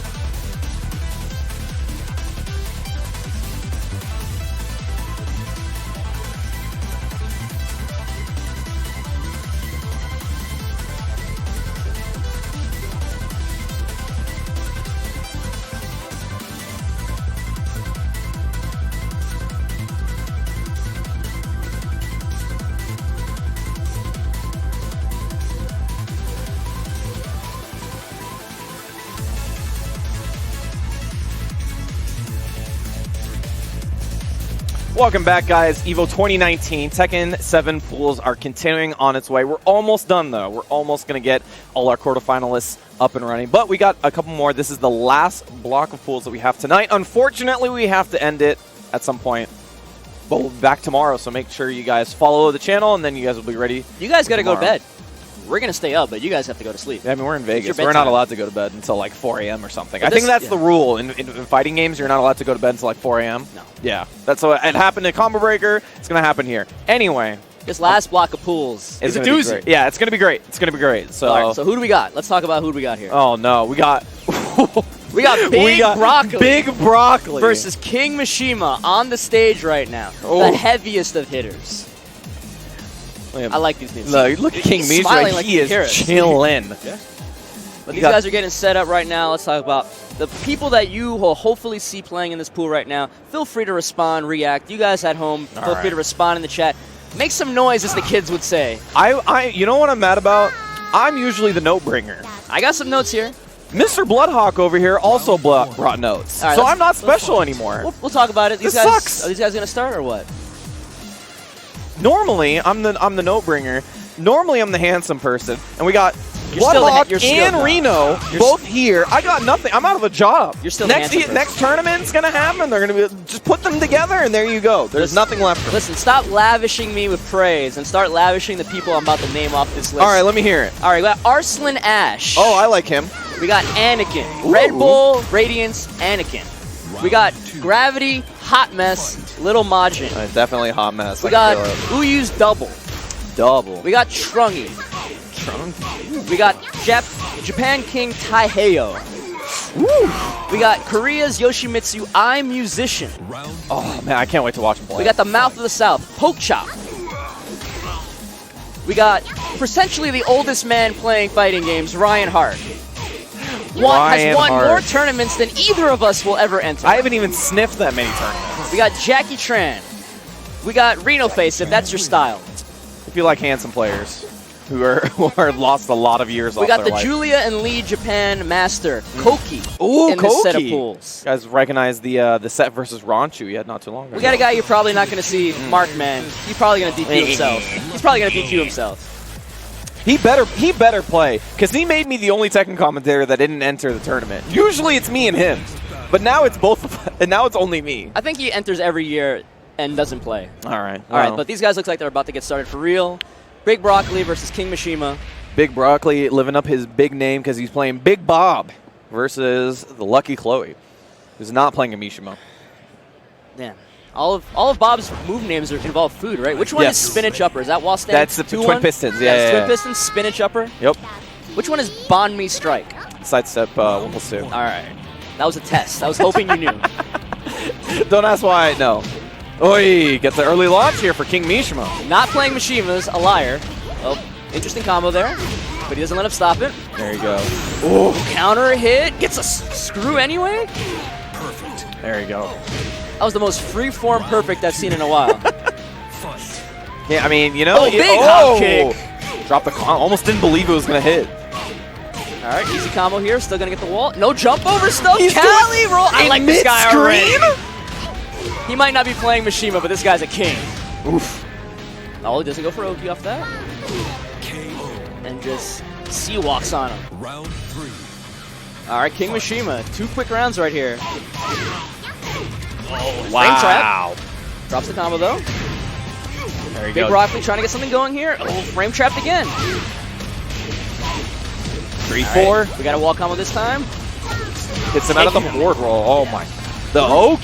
Threw the kitchen sink at him. Look at this guy. Calm, composed. This guy is sitting. Chilling. He's sitting in that DX Racer chair like a king. I hope you're ready. But Big Broccolli trying not to be perturbed. Just going right back into it. There you go.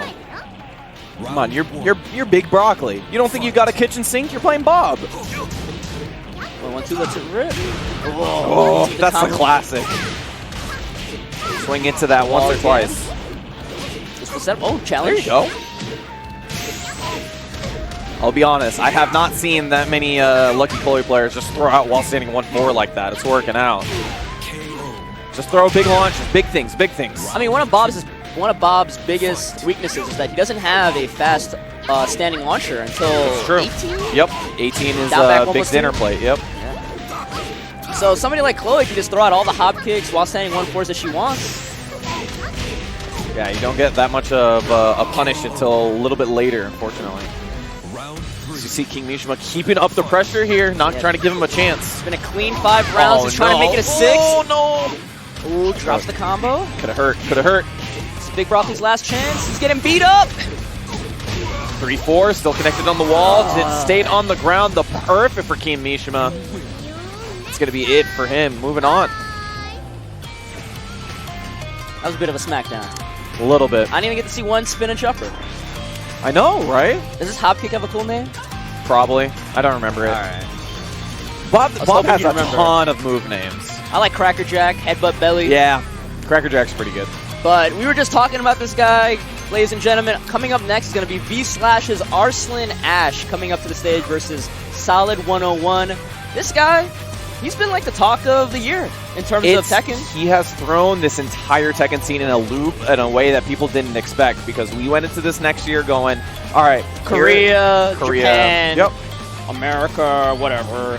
But then all of a sudden, you know, we got a big dump of Pakistan just shows up out of nowhere, and everybody is like, who are these guys? And all of a sudden, we have to worry about an entirely new scene we didn't know that existed up until right now. Yeah. And, you know, pardon our ignorance, but that's what happened. Listen, you guys told us for years and years that there was a big-ass scene in the Middle East, in Pakistan, and India, and I'm going to be real with you guys. We thought you were full of crap.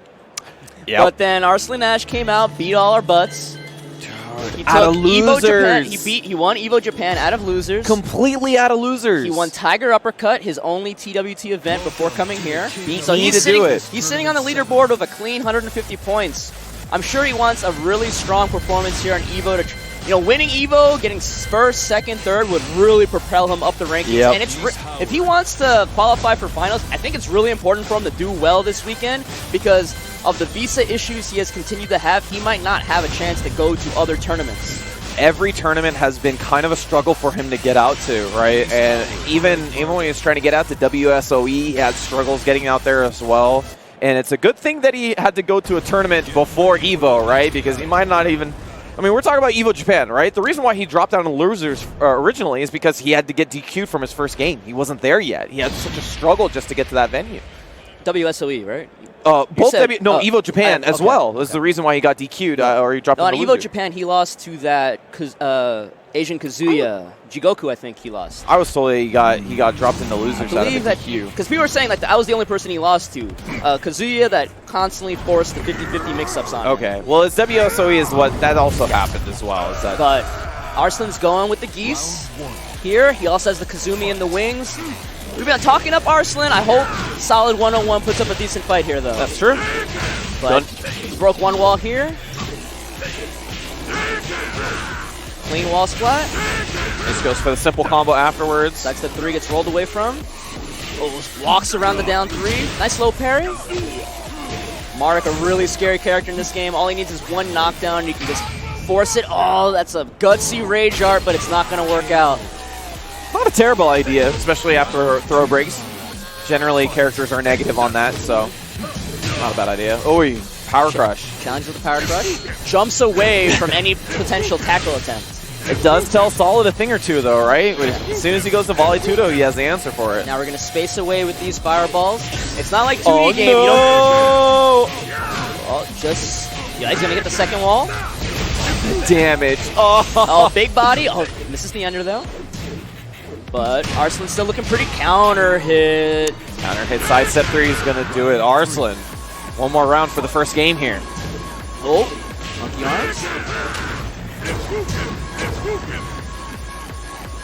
Solid's trying to get a decent footing in one of these rounds.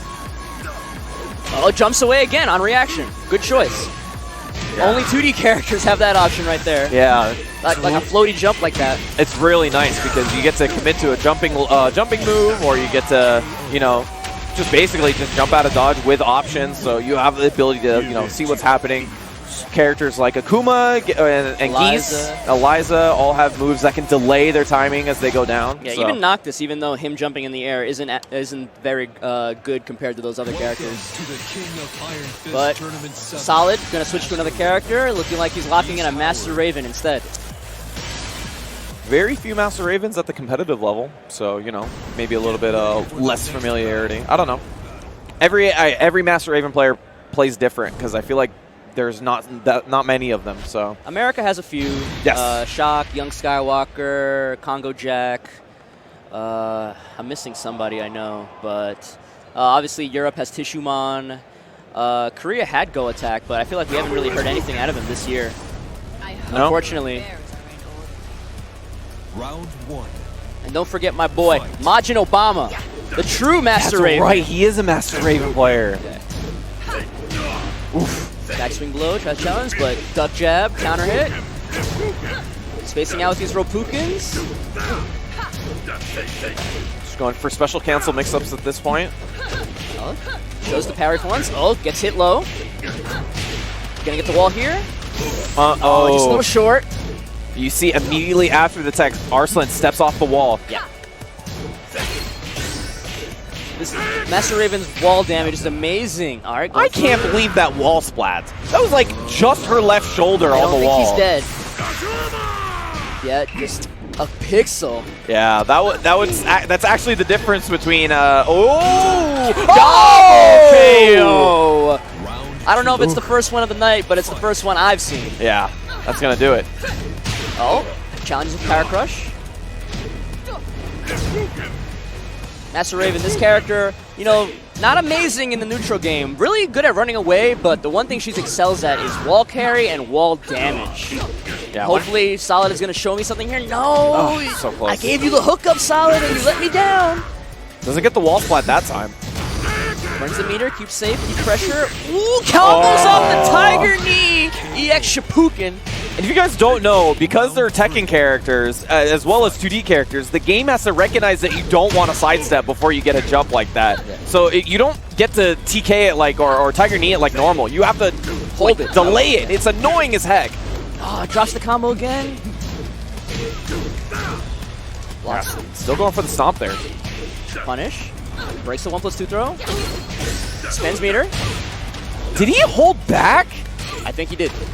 Normally when you do back 3-2 and you just hold forward, you get the cross up. He didn't cross up that side. I've seen people sidestep to try to not run under as well. That's an idea. In rage, though. Oh, hits the raw. Super. Oh, rage art works too. 2 rounds for Solid. I'm lazy. I just pressed my rage art button. Ooh, tried the backswing away from the jab.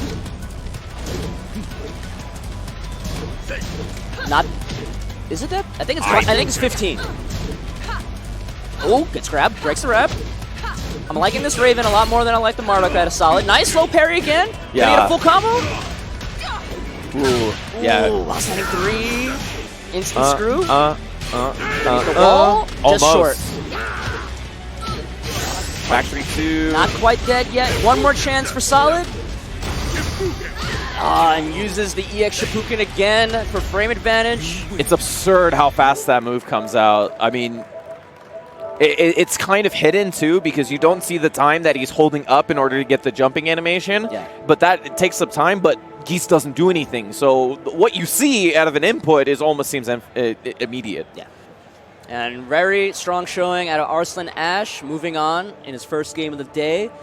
Really, you know, like, potentially a lot of people's favorites for making this top 8 on Sunday. Absolutely. I mean, he is probably the talk of the town for the Tekken World Tour because out of all the people that we've seen play against Knee, he's the only person who has consistent wins on him at this point. Yeah. And it's in a world where we've seen for 2 years, Knee has looked absolutely dominant, and almost anybody that's beaten him has only beaten him in 1, 2 out of 3 or something like that. A guy to go back and forth with him consistently is something to talk about now. Yeah. So we're hopefully going to see him again show up. But coming up, we're going to have Lupstersite versus GS PokChop. PokChop. And we haven't seen a lot of PokChop recently, I feel. No, he traveled a lot more last year when he was sponsored by something Storm, I think, or something like that. Tempo Storm? Tempo? No. Really? No. Tempo Storm. He had a blue jersey. That's all I remember. I'm old. My memory's gone. Yeah. But right now, I'm young. we're seeing him right now. I've ruined my memory with other memes. He spent a lot of this year just kind of streaming, building his brand. Yep. Participating a lot in the Atlanta scene. I know he's been helping participate in a lot of their locals and dojo events, building that scene up. And he's been playing a lot of Negan and Josie. Yeah, Still that's the true. Josie. I'm not a really big fan of playing Negan. And honestly, he's one Josie. of the few people that makes me look at Negan as like, oh, this character might not be that bad. He's got a lot of tricks, a lot of tech. I think that character still sucks. I'm also biased because I like Josie and I liked watching his Josie play. So it's unfortunate that he just gets split his time, for me anyway. But we do get to see a representation from a character that didn't get a lot of traction when he came out. Yeah. I think a lot of people kind of played him for a couple of weeks, tried him out. I remember there was like an exhibition event right when Negan came out, and I remember Neep. It was like between Korea and Japan. Oh, and the Neep 12v12. played Negan, Yeah. 12v12. Neep played Negan, and then he played him for like that tournament. It's like, this character sucks. Oh, yeah. Never again. That kind of feeling. Yeah, there was a video of him traveling with him and Chanel, and he's like, yeah, that character sucks. Yeah. No, thank you. Why are you already looking at me? Don't do this to Looking me. at his Oh, soul. no, the Oh, smile. Oh, don't do it. He's got plans. He's going to hit you with something you've never seen before. But we'll see if Lupstersite can try to put up a fight here. Lupstersite with the King. PokChop with the Negan. I'm always afraid of random King players. He's going to let the intro rock. If there's a King player I've never heard of before, I'm always super afraid. Oh, he's letting the intro rock. Who are you? Who are you? Who are you? Fight. All right, PokChop, show everybody what this Negan's about. Boy. Parry down back 4. You got to hold down back to get away from that. There you go. Oh, goes for the low. Yeah. Floats him out. Doesn't get a combo. Nice low parry. Yeah, good read early on from PokChop. Round 2. Yeah, this character's, I'm going to be honest, this character's not that amazing, but does good damage, has a good, very small subset of tools. He has some things that allow him to play Tekken, but a lot of the other things are knowledge checks or how to deal with them, right? That back 1+2, that push, that 1-2-2 string, all these things are things that you do have to respect against this character. Oof. And then you give somebody like PokChop with his quick reactions and his ability to really get in your head and disrespect you. It makes this character can be scary. Doesn't block the low again on that string. Yeah, PokChop is one of those, I like to call them like two-fold players, where they play you in and out of the game at the same time. Back 1+2's doing so much work. Gonna stab him in ow! Right in the mask! He's dead! He's just dead! Oh, he's getting up. Trying to give, oh no. You don't even see him on the camera anymore. Trying to give that man a red mask. And Lupstersite trying not to smile, but he's going back in. He's flexing way too much. PokChop knows exactly how much time that intro takes. I know, right? He's practiced this. He's rehearsed. Yeah, all down. 2, holy smokes. Clean 40, another 40. That's a clean, like, 40-ish damage right there. And then he doesn't punish Alice Hammer. Oh, he just wants to kill him with the down 2. Oh no! Stop pressing buttons. Don't give him. Don't give it to him. Don't give it to him. Oh my god. Oh my god. He's just a boy. Oh, somebody got on the stage. He's like, oh, don't kill him. He is legit patting him while he's playing. Oh, nice sidestep. Down 4-2. All right. Ends this with the Oki. Oh, this is the ender. Oh, breaks the regular throw. Oh, showing off his throw breaks. Oh, sidestep 2. Right in the face. Hit, gets him with the unblockable setup. Oh, jeez. PokChop's putting everybody on notice about this character. Round 3. Fight. Oh, this is not looking pretty.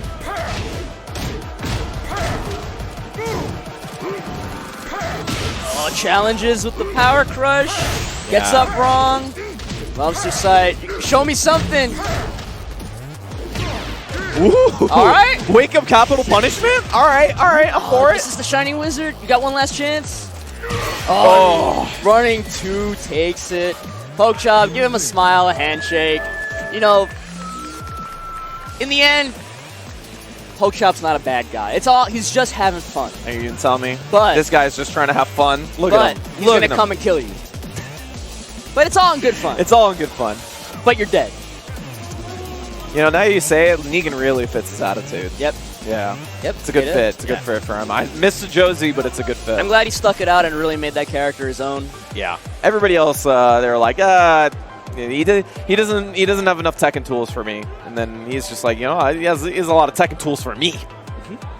That's what I'm talking about. Good stuff. Good stuff. Yeah, good showing from PokChop. He's going to be moving on. Next up, we're going to have some guy named Renoface versus Never heard of him. Sicoby. These guys are getting on stage. Renoface not to be shown yet. Oh, wait, no. There he is. He's finding his way. He found it. Did he find it? Yeah, there you go. He probably got lost at the hotel bar. Someone texted him right beforehand. He's like, yeah, man, you know they're calling your name, right? Yeah. And ran like, all the way over. What? Yeah. Good. But Reno, my boy, been playing a lot of Lucky Chloe, a lot of Law. Definitely. I don't know how to talk him up without sounding biased. I can. You do it. He plays really different when he plays Chloe than he plays Law, but there's always that sense of like. I'm trying to think of a word that's PG friendly for it. He's a jerk? He's a jerk. He's definitely plays like a jerk. He's a little bit of a jerk with his When Reno plays at his best, which usually is not tournament, by the way, but when he plays casuals, he plays like the biggest jerk you've ever seen. And then when he plays in tournament, usually, he tries to play all prim and proper like he's a good little boy. Yeah. Don't let him fool you. He's a jerk. Yeah, absolutely. But these guys are getting started. He's hiding underneath a couple drinks. That's what's hiding underneath. Anyway, we got Sicoby up on stage. He actually got top 8 at Texas Showdown this year, which was not a Tekken World Tour Challenger or Master event, but was a big dojo that was worth for 100 points. Yeah. So it was worth its time and points to get top 8 down there. It has a really flashy player, so looking forward to it for sure. Reno's hovering over the Lucky Chloe. Do you have a feeling on when he picks Chloe or when he picks Law? I have no idea. God, I hate people like this. Give me a good reason. He'll never give me a straight answer. It's just whatever he feels like playing. I hate players like that. They make me feel like I'm always missing something. I mean, it has to be something kind of something intangible, right? Right. Because it has to be in like 99% of situations. Law is obviously the superior character. Yeah, right? Like, much better character than Chloe is, just to put it frankly. Yeah, so really the only reason why you'd want to play Lucky Chloe is if you want to play like an idiot. Round 1. You know what? You're right. That sounds like it. Renoface starts off, immediately goes back turn. To be fair, when Reno tends to play one of the driest Chloes I've seen. Oi! The crouch dash mix up early on. This is the jabs. Nice duck. Yeah, no Insaguri for you. Backs up. Nice the running 3. Sicoby completely content with just backdashing out of the situation. Get some room. Got the punish. Yeah, using that Jaguar space. Jaguar step to space out. But floats him out of the air. Misses the last hit. I think he realized halfway through that he already screwed. Yeah, it's like, oh, this is not going to work. Oh, gets hit with the string. Here we go. Oh, misses the Shining Wizard, though. 1-2. Go, sidestep, hop kick. Catches him ducking. All right, uses that to run up for Oki. Almost got him all the way to the wall. Reno's trying to hold his footing right here. Again, he ducks. Yeah, looking for that 4-2-1 duck, right? Or punish. But he's doing the mid every single time. Nice walk around Cali roll, but Reno's in rage. He's got that rage drive. It's interesting because Sicoby is actually playing on the second level right now, right? He hasn't established the fact that he's doing 4-2-1. Oh, we got 4 seconds here. 2-1 in a down forward 1 frame trap. Yeah. He hasn't established that he's doing 4-2-1. He hasn't established that he's going throws at a crouch dash, but he's just doing the other part that sort of is throwing Renoface off his game. Yeah, finishes the 3-4 string, catches him, attacking. Gonna get him the wall here. Nice combo! Yeah, goes for the big boy ender. Oh, well. Shib's passing the night, Cali roll. This character is not that great, but man, the damage she does makes up for it sometimes. The one thing that they did really well for her in Season 2 is that they made her shenanigans more rewarding. Well, they also gave her a manual back turn, which she wasn't for a character that goes in the back turn. She's like the only one that didn't have a manual way of doing it. It was really weird, and now they gave it to her. Her damage, her mix-ups are much better. All right, blocks capital punishment. Reno just trying to turtle up a little bit. It's out of the way. Oh, force it again. Doesn't break the tombstone. Throws now enacted. For the get-up kick. Still reaches for the frame advantage. Man, Reno seems really unsure about how to break down Sicoby's defense. Just throw him. He's a king player. Never mind, just do the power crush. Just do your great forward-moving, safe-on-block power crush. But yeah, the match has like sort of grinded to a halt. Sicoby took it so quick early on, and now Renoface has slowed the time just so much. That stayed off axis. That was so weird. Yep. Oh no! Which one we're going for here? Oh, we're going for the sharpshooter. Dead.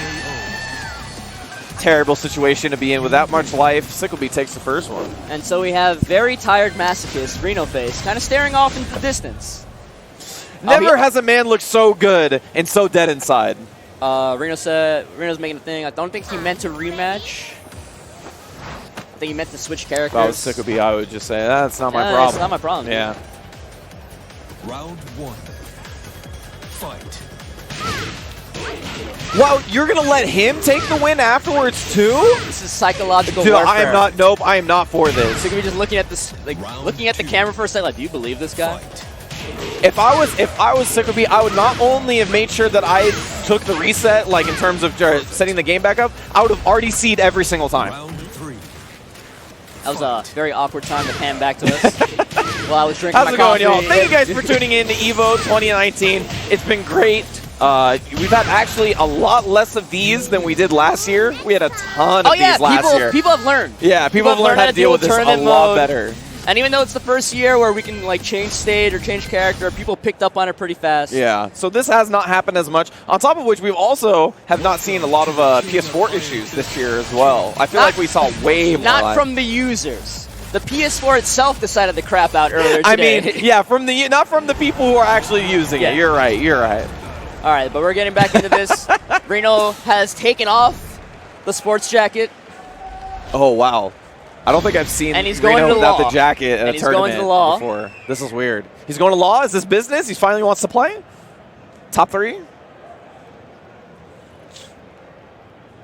You weren't happy with that statement. Oh, yeah. I don't know. Round 1. I just don't have a lot of faith in this law right now, and I really hope he proves me wrong. Oh. Well, there you go. Proving you wrong? There you go. I think this combo really sucks. I love Reno to death, but please don't get it wrong. He is a good friend. Yeah, we only make fun. We only rag on him so hard because you make fun of your friends. Yes. But Sicoby, a good combo here, showing how you actually break the floor. You know what you do to your friends? You talk shit to them in person, and then you tell everybody else that you love them. Buff to raise drive doesn't break the giant swing. I think it's still going to be dead. Yeah, don't even start pressing buttons. It's over. It's over. We're done here. First one goes to Sicoby. Fight. And I just realized that Reno randomed into Forgotten Realms. It really sucks. The worst luck. Yeah. Oh, God, gets his counter hit pushed twice in a row, right next to the wall, gets the free alley kick string. Ooh. Drop kick. He is getting tore up. There you go. It's Law, though. Law, baby. Law time. Let's go. Breaks the throw. Oh, down forward 2. Sicoby, match point. About to send Reno to losers. Yep. 3+4 didn't commit to the last hit. At least his movement's looking a little bit better from Reno. Right, Looks like it down 4-2. he's just a little bit more active. Wall's a little bit farther. All right there. Oh, 10 string. Goes low again. Nice. Plus frames. All right, run up on him. Not dead yet. One last hit. All right. Oh, he was going to go for flip kick. Not a bad choice, actually, because he had the wall to his back at a weird angle. Sicoby not deterred. No, not yet. He's been doing all the right things so far. Nice punish on the while standing 2-2. Slide. Oh, kick up. Oh, 4-3 to the DDT. Oh, no. Oh, you get a guess. Don't do No, it to that's him. it. All right. That's it. Yeah, and very impressive showing from Sicoby with the King. Reno tried to bring out the Law, but maybe a little bit too little too late. Little rusty. It looked a little bit better, but also Law. I feel like Law is a pretty hard character to Just go in. to secondary. Just going fresh. If Law is your main and you have a other secondary, I think that's pretty possible. But Law as your proper secondary is pretty rough. He's a very execution heavy character, and you need to be consistent. If you're not, then you're not getting the most out of that character. Yeah, it reminds me of Low-High at the beginning of the year when he would bring out Law as a secondary. It looked really unpolished. Yeah. But now, actually, coming into EVO, I feel like his Law has gotten a lot better. It looks a lot better. Yeah. He feels like he's playing like 3 or 4 characters now, right? Steve, Shaheen, Law. Yeah. Yeah, but Sicoby's going to move on. We're going to see him later. Hopefully, Reno could potentially make a run through losers bracket. Very possible. But coming up next, we have Snoopysmg versus AXL's Accelerate, right? I always forget. Accelerates Invaines. I keep wanting to saying Axel because I'm a Guilty Gear player, but yeah, it accelerates Invaines. This guy, he's been, making waves as he's going along. He's one of those up-and-comers, right? So every tournament, it looks like he's figured something out, doing a little bit better. Playing, I think he's still playing Geese. Yeah, he's been playing Geese as a main right now. Yeah. He's got the Devil Jin as a backup character, I believe. Doesn't really bring it out that often. But Geese is a pretty good tournament character, if you were asked me. Unplayable. Oh, that's right. Don't clip this and give it to Bronson. He'll be mad at me. You see how many combos Bronson dropped earlier today? Yeah, I was there. It was, I was impressed. If that character was better, those combos wouldn't drop as much. Yeah, you're right. But Invaines, I'm sorry. It feels like he's just on the verge of having a really good breakout performance. I feel like he's always been a top 16 threat in the East Coast and the Midwest. Yeah, he's always one of those people that is missing sort of that last click, I would say. Like we were talking about it before at the highest level, when Low-High won EVO, it felt like he was a different player afterwards. When Ronchu won Tekken World Tour, it felt like he was a different player afterwards. And these are both players who really didn't have that big breakout tournament beforehand. It happened during the finals. So we're waiting for that for Invaines, right? And the best thing about that is that at EVO, that's not a win. For a lot of people at EVO, that's getting top 8, top 16, yeah, something like that. You remember Runitblack? Runitblack after EVO looked way better than he did before, right? Got 9th place last year, and then he looked and he took it. And he has the momentum and the confidence now. Invaines bringing out the Violet, not the Devil Jin, not the Geese. Ooh, really interesting here. And Snoopy with the Bear, pressuring with the Honey Bear stance. Running through 4. One of those weird situations where it might be likely that neither player knows how the other matchup goes. Because these are very pretty unorthodox characters. Man stance 2, doesn't get punished. Bear back 1, Tower Crush. Ooh. Spends it. Nice. Just a little bit too far away for the back 2 missteps to hit. Swung into the last one. Hit him low before he got the get up. Invaines takes the first one. And yeah, that might have been a bear issue. Smaller legs, so they get hit a little bit differently. Yeah.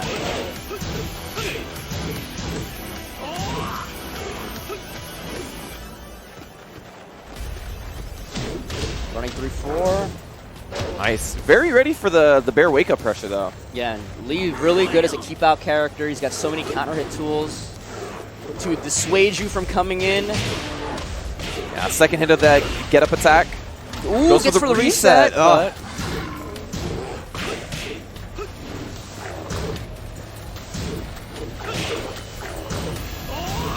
Try to get the punish. Yeah, both these guys trying to gain some sort of ground here. Bear power crush. Takes it. No punish on the hop kick. Bad position for Invaines, trying to get away from the wall. Right away, oh, whiff punishes with the Rage Drive. Can he get it? Here. Oh, all right, that's dash up down forward. 4 was enough to take the last hit. Last bit of life. Invaines looking a little bit shaky on this Lee, to be honest. Yeah. Lee is a much harder character to play than Geese in tournament. You got to think about the execution. I mean, the tools are not as simple to input. So you got to really, try hard with this character. Got the throw. Whoa! You don't see that move very often at a bear. You saw it 2 times in a row. Both big whiffs, not a big punish for Invaines. Low on life, though. Just poking away. In the red. And down 3, counter hit. Takes it at the end. Yeah, looked like the beginning of G-Clef right there. I really don't know how he sees out of that mask. It is all the way up to his eyelids. It's like and he's got long hair. It's like half of his eyelids are covered. It's insane. In the Invaines. I want that laugh back. I'm upset. I'm upset I laughed. I want it back. But Snoopy going right into the rematch. Oh, finally gets a throw on the stone head. It's both times the second hit on the wake up attack. It feels like Invaines is ready for it, but always just swings into the second part. Yep. Before Bear got while standing 1 in this game, the low out of that wake up sit, he didn't really get a big combo off of it. But now because of the while standing 1, he gets to pick up. So there's like equal threat on both those options. Ooh. Whip punish. Nice whip punish. Pick it up. Yeah, yes. back 3-3. Drops it. Another down 4-4 cleans it up. Yeah, it feels like a lot of these misstep combos are dropping for Invaines. Yeah. Maybe the plan is I'll play the harder character for my first match, and then I'll go back to Geese and everything will feel easy. Mixes him up again, but no pickup. Wait, I thought Geese was a red dot, though. I don't think people are going to get that joke. But Geese is just as hard as Violet. That's what I was told anyway. Snoopy trying to play a poke game here. Oh, lets the G-Clef cannon rip. Gonna be too far away for the pickup. Yeah, that's the second time in a row. It feels like he needs something else to filler before he does those back 2s. Yeah, it's definitely because of the bare legs, leaving him too far away. Roll. Blocks that. Yeah, free hit. Yeah, blocked the second hit this time. Good adjustment from Invaines. Oh, but the down back 2 from Bear takes that last little bit of life. Maybe we're starting to see some signs of life out of Snoopy. Ooh!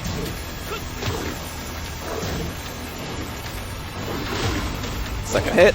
Yeah, those wake-up attacks are unique to Kuma and Panda. When he's face down, he does a low. When he's face up, he does a mid. And you have to be aware of that and be ready to block him and then punish him afterward. Doesn't let him finish. Snoopy tried to punish, a little bit slow. Just gonna punch a bear in the throat. I'm sure you just practice that, right, in the gym? Just punching a bear? Yeah. Yeah. You got to be ready when you go to a Tekken tournament. You don't know if you're going to fight a bear. Ooh. That didn't look like a punish, but still beat out whatever Snoopy was doing with the Violet 4-4-3. 2-2, doesn't let it rip. Oh, back 1. Yeah. Counter hit, trying to get the pickup. Big spring kick to respond.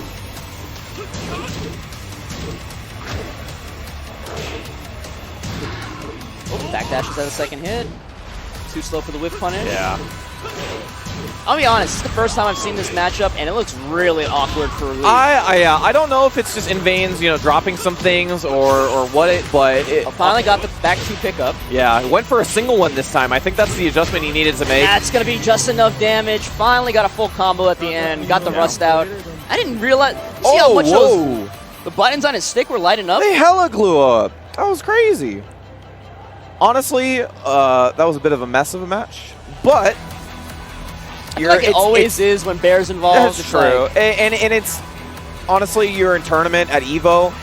You really should not care how you win matches. You should be like, all right, I got through this one, next one, drop it out of your head, and then you move on to the next one. The first one is the warm-up. Yeah, right, exactly. Let me just play better next time, shake the rust off. A lot of the times you'll see like top level players, what they'll do is they'll like extend matches a little bit longer because they go, oh, okay, let me, you know, move around a little bit more. Let me play with my food a bit, because if they have that confidence in winning, then what they'll do is they'll just like play around so they don't have to do as much of a warm up into the next one. It's also an excellent strat if you're comfortable enough doing it, just to get more data, especially in the first game, to get more data on your opponent.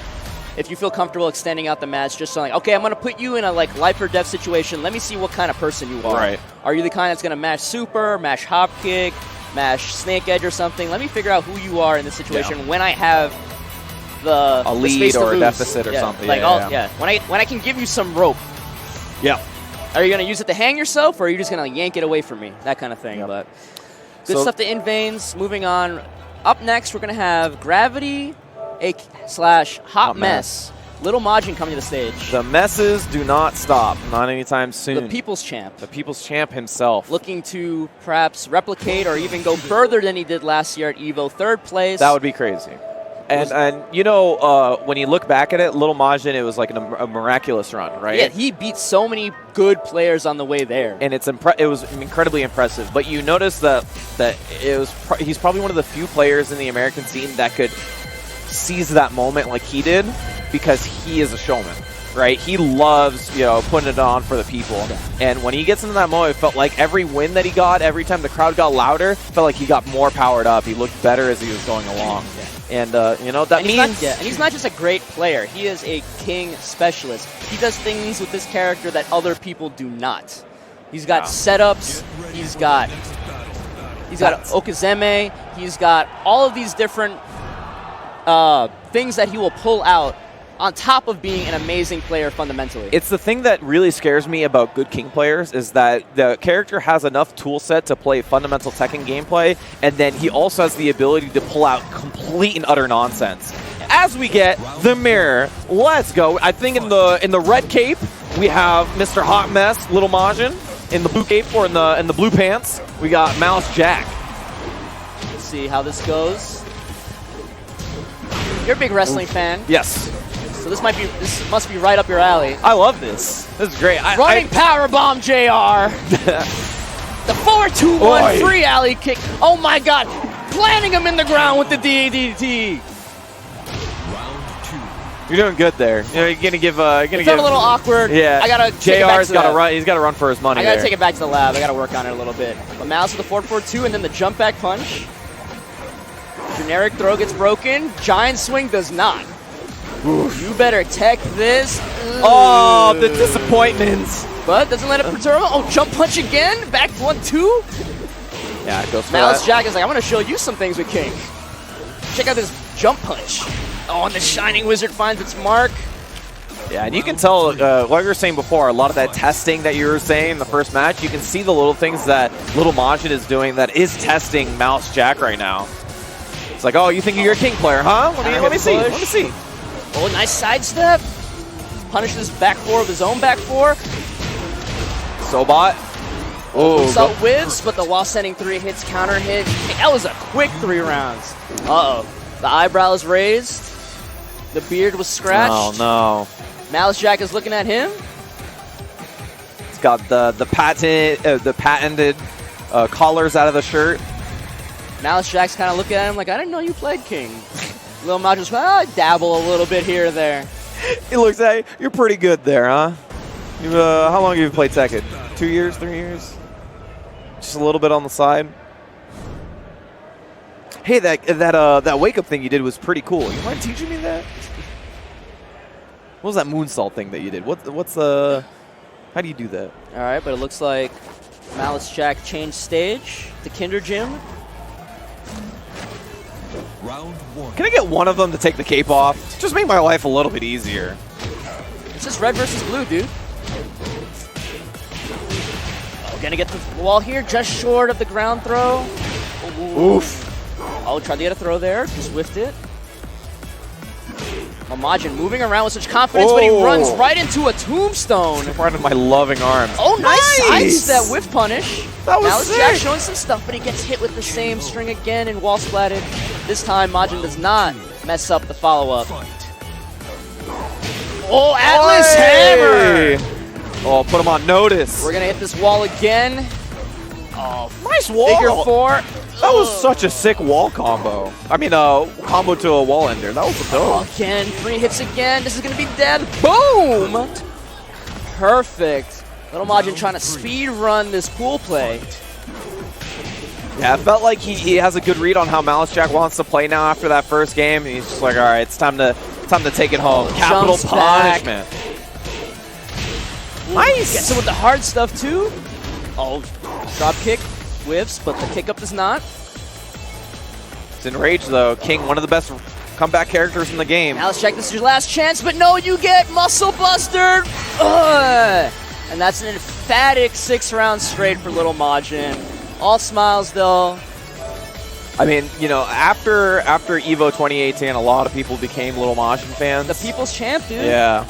And that's including not only, you know, FGC people, but also celebrities and people who are just fighting game fans in general, even if they don't compete. Just a lot of people just really gravitated towards this guy. Yeah, it's really hard to dislike Terrell. He's got so much charisma. Yeah, that's true. He plays a character so well that you might not necessarily get seen at a high level in the U.S. I mean, like, Japan has, like, Taiheyo and Hakayo and stuff. Yeah. You know, like, there's not a lot of high-level King players here. We got Brawl Pro.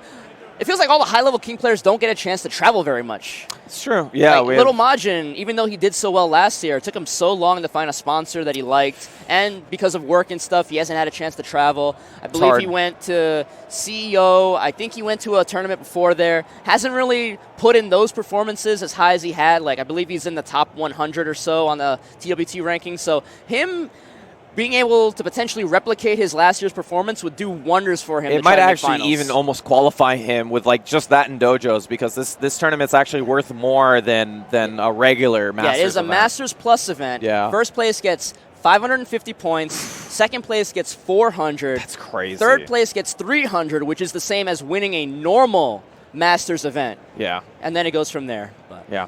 Thank you guys for tuning into EVO 2019. It is big and wondrous, and it wouldn't be possible without the sponsors that we have here who make it happen. If you've been noticing, the players and the commentators have been sitting in these DX Racers chairs, made our long blocks really, really nice. So thank you to them. You can get 20% off store-wide in Canada and USA at dxracer.com. Use that code, EVO 2019. And shout out to Gaming Generations Professional Event Services, premium gaming equipment rentals and services. I believe they are providing the equipment that we are using, all the consoles and such that we are using for EVO to have all the pool stations, have everybody able to play. Check them out at gaminggenerations.com. And also, thank you to Geico Gaming, who have sponsored EVO for a few years now, and we appreciate them and their support in the fighting game community. Go check them out, geicogaming.com. All right, shout out to Skullgirls' second encore, coming soon in 2019 to the Nintendo Switch, and Skullgirls Mobile coming to the App Store and Google Play. You can play both if you're here at EVO 2019. Visit us at the Skullgirls booth for free Skullgirls swag. Shout out to Lab Zero and Autumn Games. And thank you to Zowie, providing some of the best monitors that you can get in the fighting game community. Special pricing for EVO using that promo code down there for $149. You can get one of the best monitors in the business. Thank you to Zowie for sponsoring EVO 2019. Yeah, again, 50% off with that code. Zowie EVO 2019, BenQDirect.com, ZowieDirect.com. It's valid from August 2nd to August 11th. Yeah, so check a week out. after EVO's done, so get it when you can. Thank you guys for tuning in EVO 2019. We will be right back after a quick ad break. Don't go away.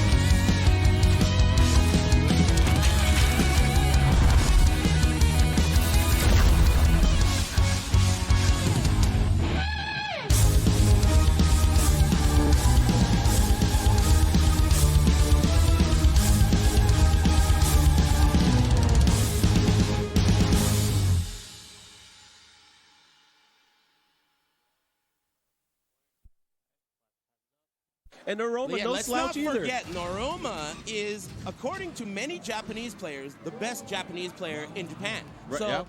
I mean, you know, you can't count him out, and we know all about Jack.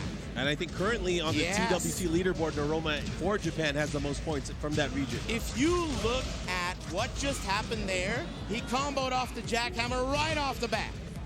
Nice. And that was only the hors d'oeuvre. But this is the thing here is how familiar is Noroma with Panda?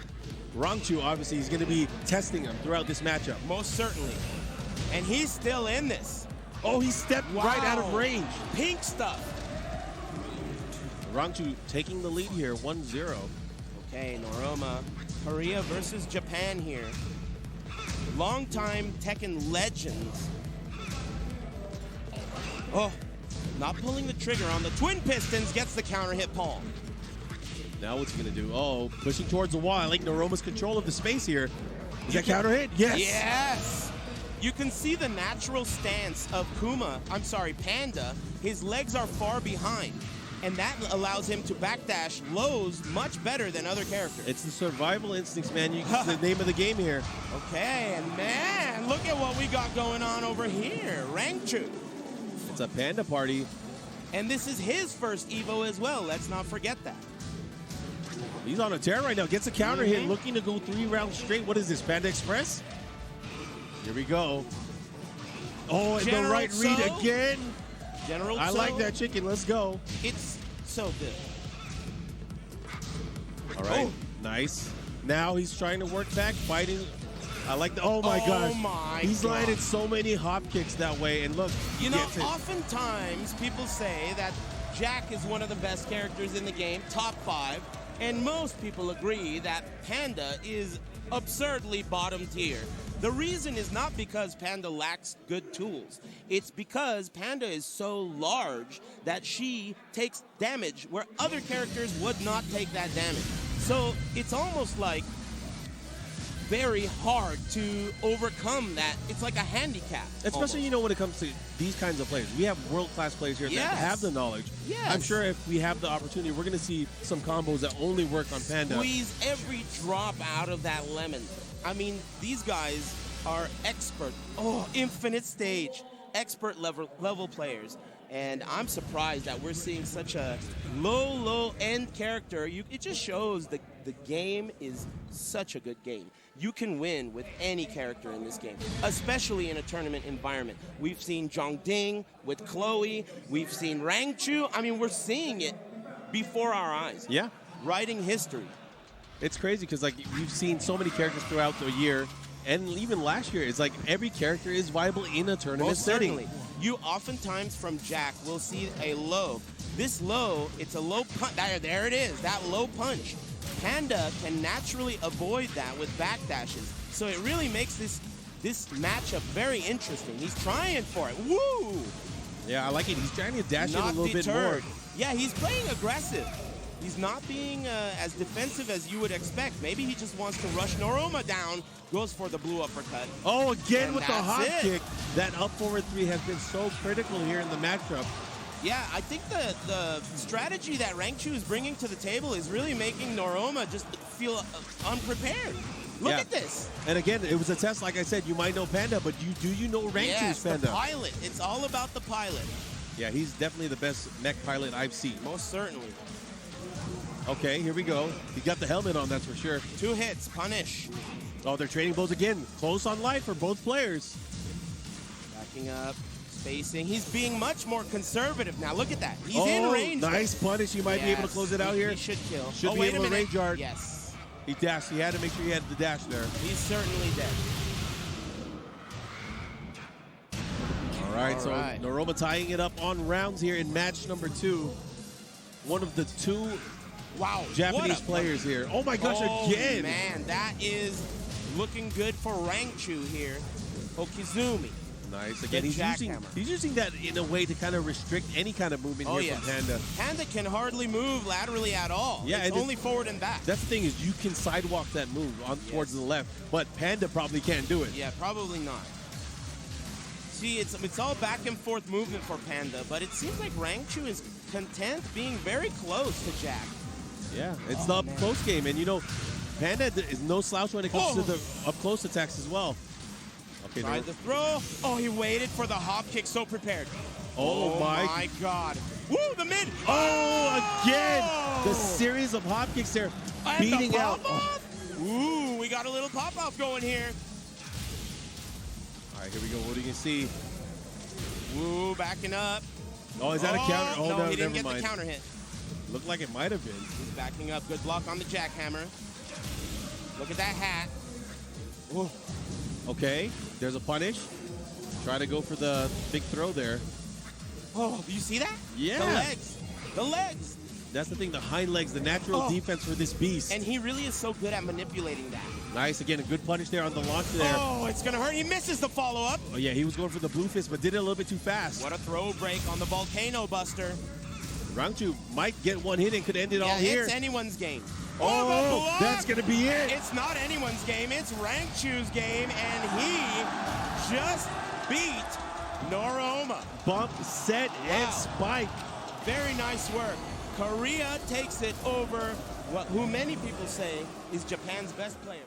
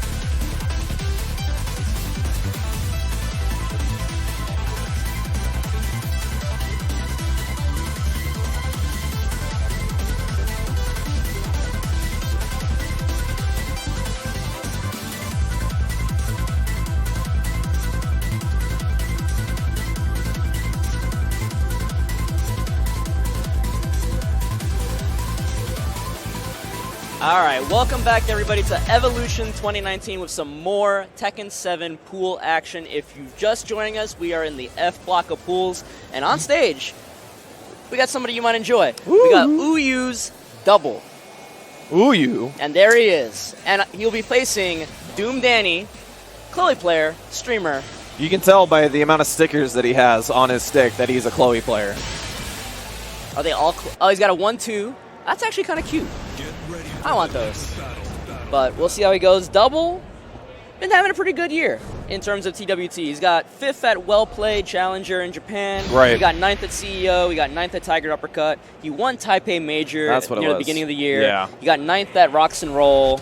And he's got 2 dojos under his belt. He got 236 points. He's right now, I believe, at 19th place. Well, they had that dojo at GameWorks last night. Yes. I don't know how that's changed up the totals, but I think he's definitely looking to have a top 8 performance and bust up his point total this weekend. Absolutely. And one of the things that I've really been interested with watching Double is that I feel like he's influencing a lot of the law play right now. Oh yeah, I think this guy is the guy to watch if you want to learn how to play law. Yeah. He plays really fast. He does all of the things that, he's the reason why, one of the reasons why people would say law is top 3. Yes.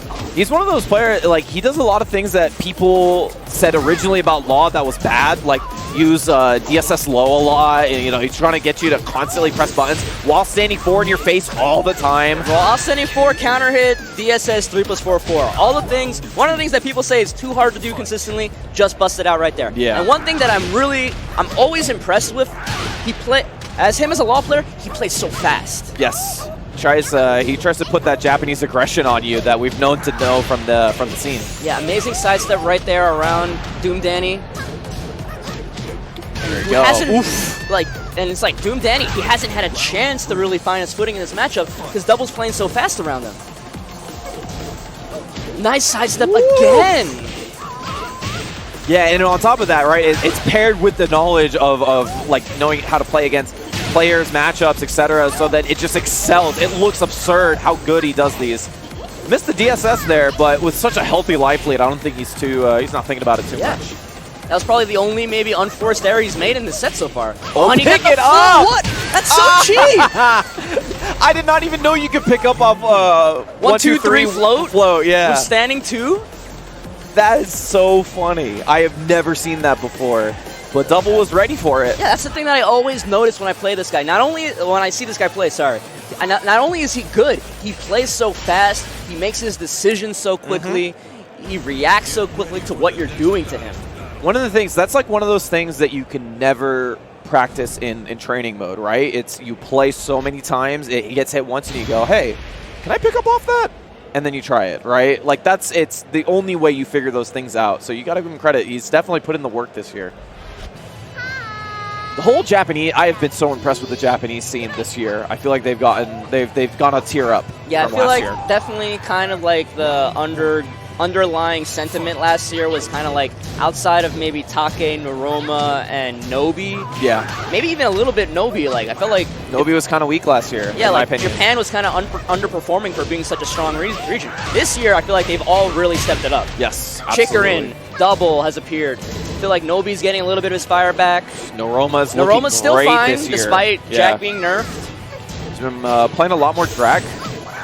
Oof. Oh! God, the Dragon Cannon damage is absurd. Yeah, and Danny's just kind of like, he kind of reeled back in his chair for a second there when he lost that round. Again, he hasn't really had a chance to get any real footing in this matchup. Anything he tries is getting punished or sidestepped and punished. It can be really disheartening. Yeah, especially the pace you're playing. It feels like you're constantly making mistakes. You're always constantly on the back, getting hit. Yeah, Yeah, or you're always on the back foot. Yep. This is, and you see Doom Danny, he's actually just approaching so cautiously. He's so afraid. But he's got something going right here. Breaks the floor here. Goes for the unscale. Doesn't kick up to get out of the damage. Oh, but punt. Almost. That could have been really bad. But Doom Danny, this is the best round he's had so far. Yes.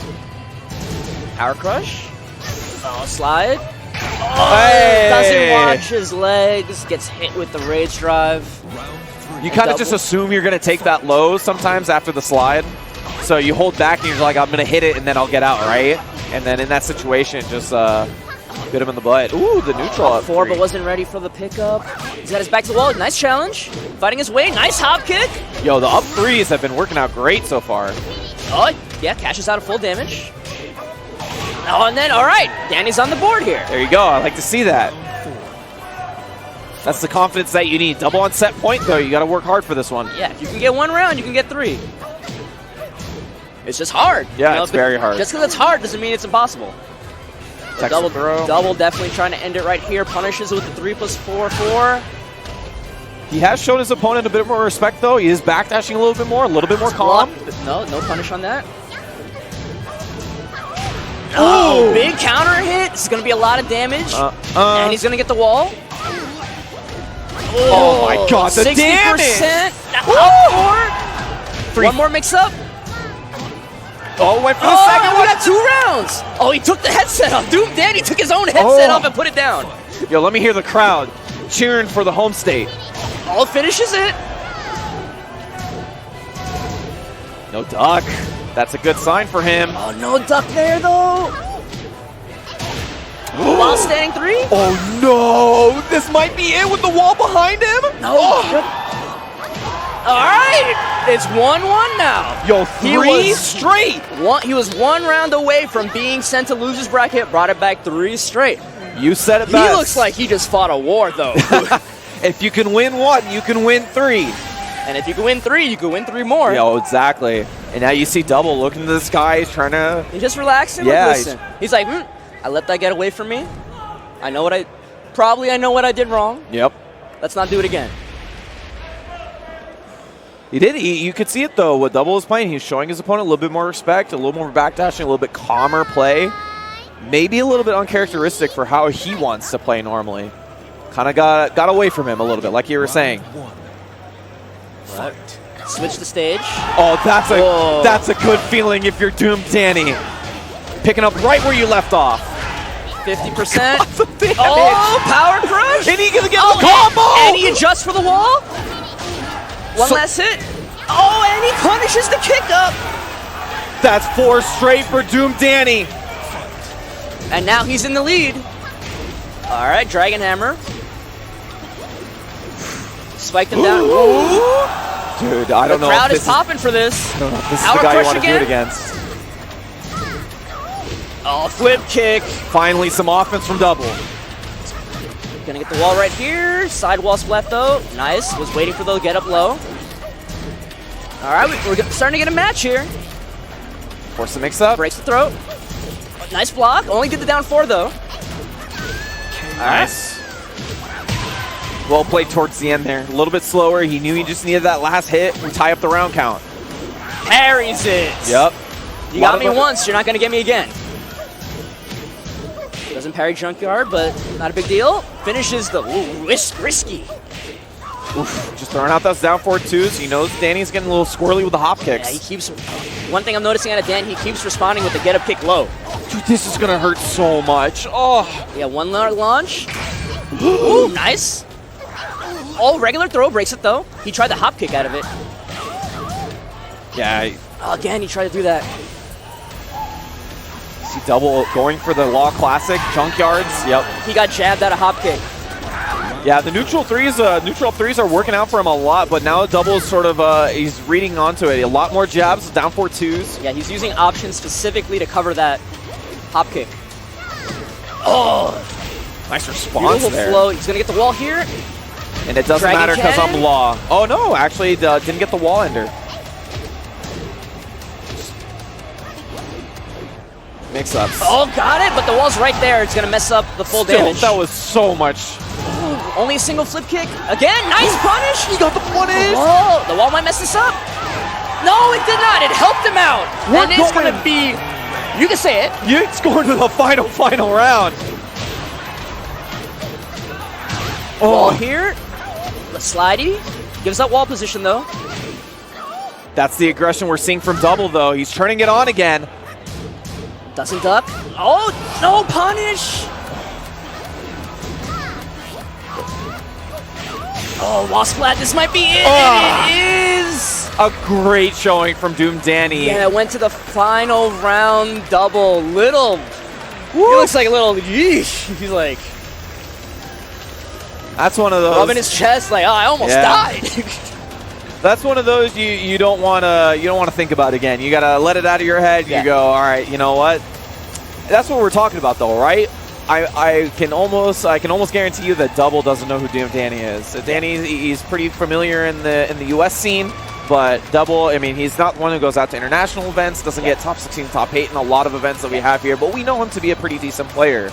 And if you don't respect that type of guy in pools, he can hit you when you least expect it. That's the problem with not necessarily doing all your intel. It can come to bite you. And somebody like Danny, you know, like you said, not too shabby. Yep. Brought it to the final rounds. You know, I'm sure he still feels pretty disappointed about how that ended up, but at the some crowd point, liked it. Yeah, at some point you know yourself, you're like, I can do this. Yes. I'm close. I can do this, and then it gets slipped away from you. Sometimes those are the ones that hurt the most. Yeah, even if like you if know, you got like 6 rounds straight, you've been like, man, I got messed up. But then you're like, I was 1 round away from being Double. You know, when you're back there, you're thinking about that decision, right? That one decision that you're like, why did I still hop You go back and you watch that and like, where did this go wrong? You think of like the one Ricky did versus Chanel. He always talks about. He's like, that one mistake that I did. Yeah. Yeah. Doesn't hurt as much when you just get destroyed. Nope.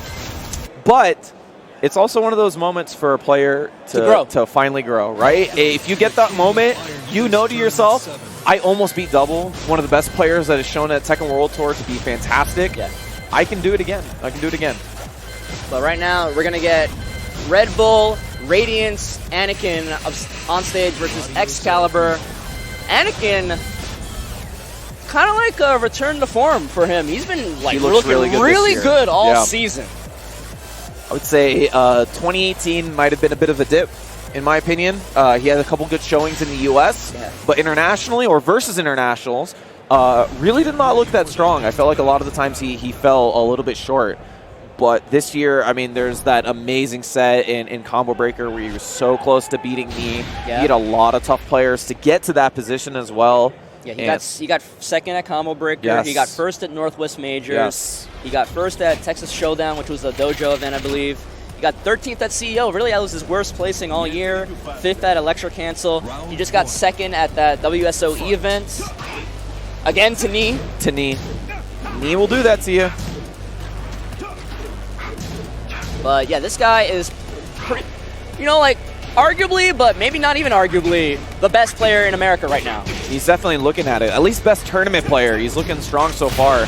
And that's one thing you got to note about Anakin is that he has not been playing any Paul in tournament. He's been going straight Jack. He's been playing this nerfed Season 2 Jack. Ooh, wow, that while sending 4 whiffed. Wow, just raw shoulder like that? Whoa! Woo! Okay, weird things were happening right there, but Anakin takes the first game. I mean, first round, my apologies. I just realized that forward 3 is a high now, and it crushes lows. I mean, it used to be a mid that crushed lows. Yeah, which made more sense. Yeah. It's a little bit more of a counter hit tool now. Yeah, lots of changes from Kodee in Season 2. In my head, he's kind of like a completely different character. Yeah, because he was designed to be a simplistic character for people to pick up and easy and ready to go, right? And then they sort of rounded out his toolkit by giving him a lot of the moves that he had in Starburst, active at all times, just with different properties. Depending on who you talk to, those new moves are completely useless, and this character is way worse than he was before. But you know, I find that it's a little bit hard to believe sometimes because I feel like a lot of the premier Claudio players like Shadow make him still look so good. Right? I mean, Shadow's coming out with the top 5 Claudio rhetoric, always talking about that character and how good he is. Yeah. And maybe we're all missing something. I don't know. Maybe. But nonetheless, Anakin takes the first one pretty handedly here.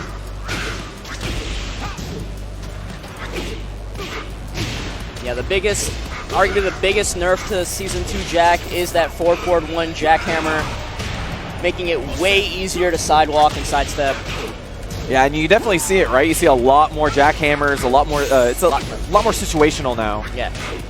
You really have to kind of you can't just throw it out mindlessly. You really have to be a lot more careful with your placement of it.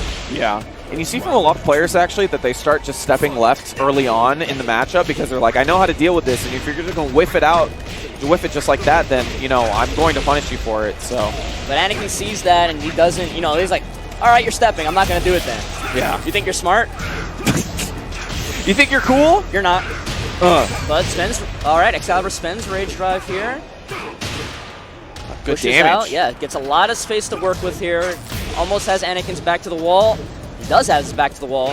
All right, down 2-2. Sidewall split really ruins his day there. Unlucky, just needs that pixel. Goes for the string. Anakin does not swing. Yeah, Anakin just waits calmly. Yeah, Claudio's a pretty good comeback character. If you get that Rage Drive to hit, then you get the Starburst afterwards as well. You get a good mix-up. And Anakin just feels so good at kind of figuring somebody out really fast. How your tendency, when you're going to swing. It's just like, if it wasn't for the extended hitbox on the second hit of that Starburst string, he was just going to get down 4-2 again. But jackhammer takes it. Yep. Really dominating performance by Anakin. He got 9th last year at EVO. And got 7th the year before that as well. Yeah. Or 5th before that. I'm sure he really wants a top 8, if not the win. Man, talking about winning EVO just seems so difficult these days. It gets harder, 2 years ago when we were thinking about it, it was like the JDCR Saint show, right? It was very obvious. We even had some players that we weren't expecting, like Taisei, who showed up and really showed himself off. But in general, we kind of knew all the top players. We kind of knew who was going to get to those spots. Yeah. 2018, a little bit more murky, but we still kind of had the right idea. 2019, I can maybe name 1 or 2 names that I think are shoo-ins for top 8, but even then, we don't know what's going to happen. Once we get the top 32, it's anybody's game. It's literally 32 people that have a decent shot at winning this event. It's like when we talk about Tekken tiers and we're like, yeah, there's 10 characters, or there's 10 characters in top 5. Yeah. That's how it feels like. There's 32 players in top 8 right now. Yes. It's going to be great. Please stay with us tomorrow when we slowly whittle down that top 32. It is going to be the most entertaining Tekken you'll probably watch all year. I'm going to do nothing but watch Tekken I'm just going to be in the crowd. Yep. I'm going to have a beer in my hand that I potentially smuggled in here, and I'm going to enjoy myself. And don't clip it and don't use it as evidence. They can't stop. They can't. I mean, not in Vegas, they can't. They can't stop.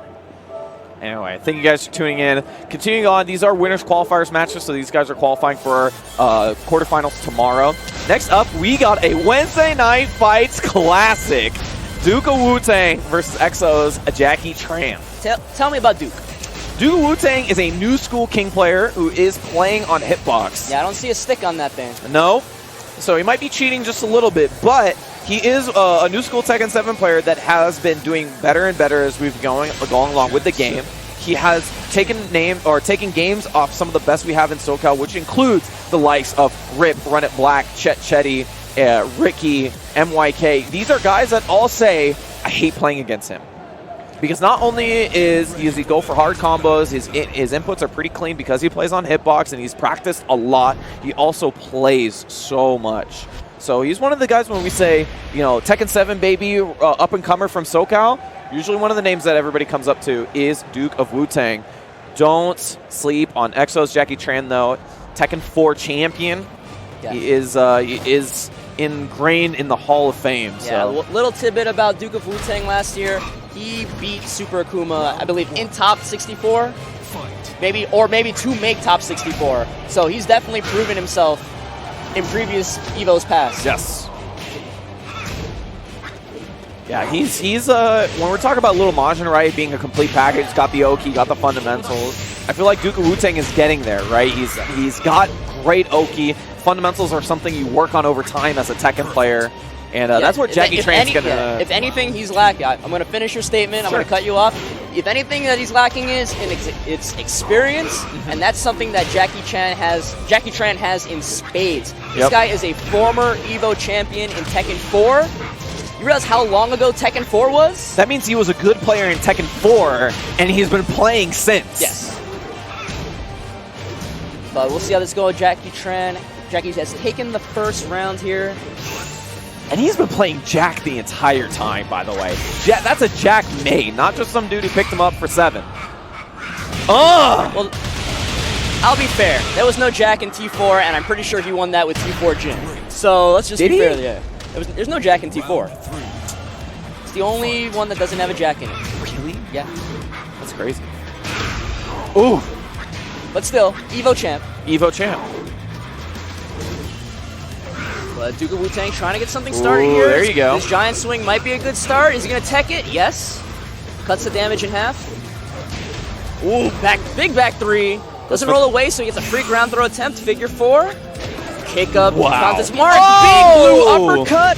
I don't think this is enough to kill even with wall. Sidewall especially. Might have been close. It would have been close. Goes for the single hit. Rolls away. And trades jabs, and that's enough to give JimmyJTran his 3rd round there. Yeah, it's 3 straight from JimmyJTran. This is where maybe the experience we were talking about before is going to come into play, right? He's been on this Evo stage before, so he's going to be a little bit more comfortable. Although we have said that, DukeofWutang has been here. He went here last year, did really well. It is still much newer to him than it is before Jackie. Yeah. So you'll have that calmness in him. Going to Howard Estates. A King player not going to Forgotten Realms, huh? Yeah, what are you doing? Yeah, I mean, man, but if there's definitely one stage I would not... If I was a King player, my number 2 stage is definitely Geese Estate. Yeah. I've seen the videos. I've seen the death combos. Yeah. Ooh. Give him the chop. Up back 1 chop into the 4-4-4. Oof. Doing his best Ric Flair impression. Capital punishment. Yeah. Yeah, one weakness of Jack is that he doesn't have a good sidestep. So a lot of people might see that capital punishment coming, might try to sidewalk around it. That's a bit harder for Jack. Boom! Big delayed hop kick from Duke, though. Drops the ender, though. And then runs into down forward 2. That's not what you want to see. Yeah, simple ender with the shoulder. That's all he needed to take out the last little bit of damage. That's the Jack classic. Just putting that down forward 2 in range, hoping that the opponent runs into it. You just get a good timing for it. 1-2. Missed the throw. That's a big only combo. You can still get the wall throw after the 1-2. Gonna end it. He is literally in the corner right now. And drop kick. Nice Oki. Yep. Round 3. Fight. Ooh, nice step on the forward too. No punishment. That's the right idea. Capital punishment again. It's got to be a little bit. Ooh, never mind. Oof. Confirms the string. Sobot. Yeah, Sobot ender. Jack's so big, so like all these enders that you would normally never see on a normal size character. Yeah, throw those down 4-2s in range. Up forward 2 misses. Oh, hop kick challenge. There you go. Round 4. It's really weird hearing that throw and then hearing bone crushing out of Jack, who's a robot. Oh, big Megaton punch. Pushes towards the wall. Jackie's got a lot of room to work with. Yeah, and that down 4-2 in the mind of Wu-Tang. Doesn't want to run into it. Sidestep 2. Nice step. Little punish on the whiff down 4-2. Ooh! Stun! Give him the stone cold. Wow. Free ground throw attempt, but he breaks it. That is a true 50-50. There are no arms to see there. Reacts to the rage drop. That wasn't even rage drop. That was just real debug. We're going to go that way, and you are going dead. And now it is 1-1 in this set, ladies and gentlemen. Duke nodding his head. Jackie going to stage select. What do you think? Infinite stage? Infinite stage. We're going to Infinite Azure. Give me all this room to work with. You're not going to put me... Nobody puts baby in the corner.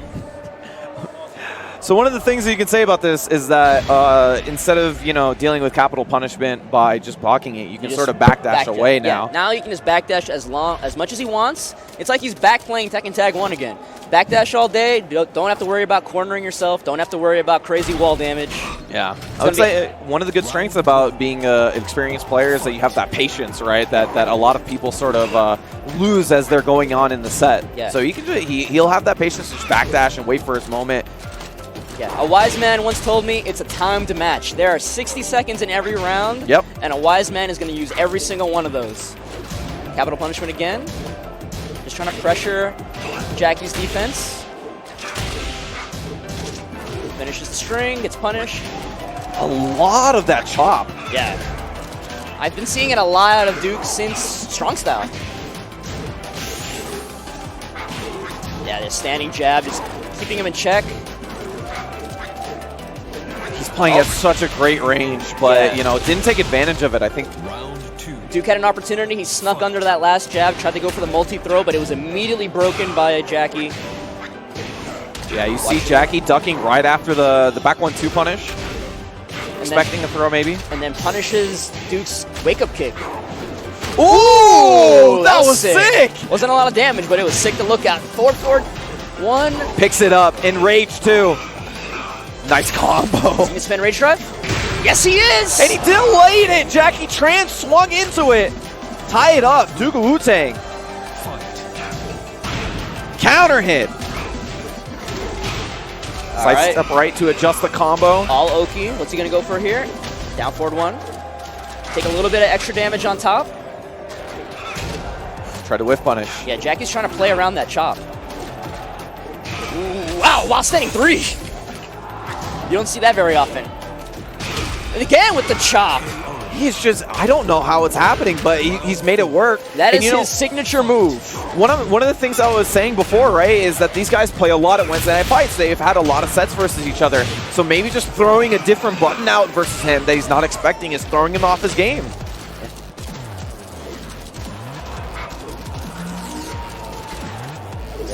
Now Duke is the one being patient.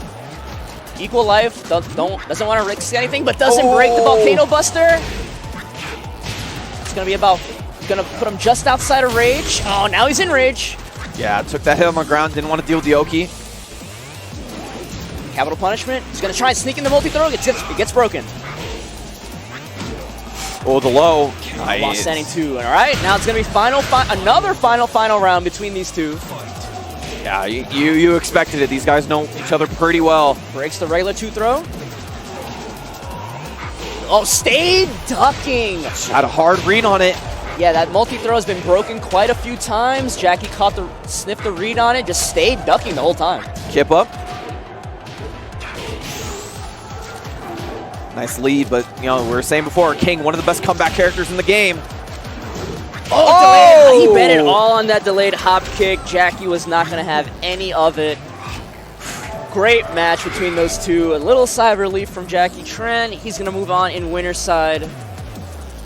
But strong effort from Duke. Strong effort from Duke. Well, definitely, I can almost guarantee he'll still be making a strong push throughout losers, unless he gets a really bad break or something. But. And, you know, it's unfortunate sometimes you play against someone you've played against a ton like you have, JimmyJTran, and you just have to try your best to throw something different at them, and it almost worked, right? It almost worked, and JimmyJTran's is a great player. Yeah. So, good set. That was a great set to watch, though. Yeah, it's really no shame in losing to somebody of JimmyJTran's caliber. Been around so long, so much experience. You know, just shake off the loss, make that push through losers bracket. One of the things, as I always say, is DukeofWutang is definitely one of the uppercomers in SoCal. So, in terms of Tekken 7, this guy's only going to get better and better. It's one of the guys to watch out every year. Yeah. Well, we already have our next match on stage for you guys. It's going to be Trungy versus Palikozy. Is that how you pronounce that? Palikozy? Your guess is as good as mine. But Palikozy. Trungy probably, in my mind, the last kind of unsponsored guy where it's like, why does this guy have a sponsor? Right. A lot of strong performances this year. He was a part of that Virtual Storm group. Yeah. Before unfortunately, they folded, and they had a couple of really strong players on that team. Another strong Geese player. Really good lab monster. Really great execution. He was, in my opinion, the first true American Geese main that really showed us something. Yeah. And, you know, originally we were all surprised when he switched off from Steve to Geese because we're like, Steve's great. What are you doing? Like, Steve's an amazing character. And then slowly but surely we sort of jumped on Chungy's train and we were like, oh, hey, we see it now. This character's great. Fantastic tournament character.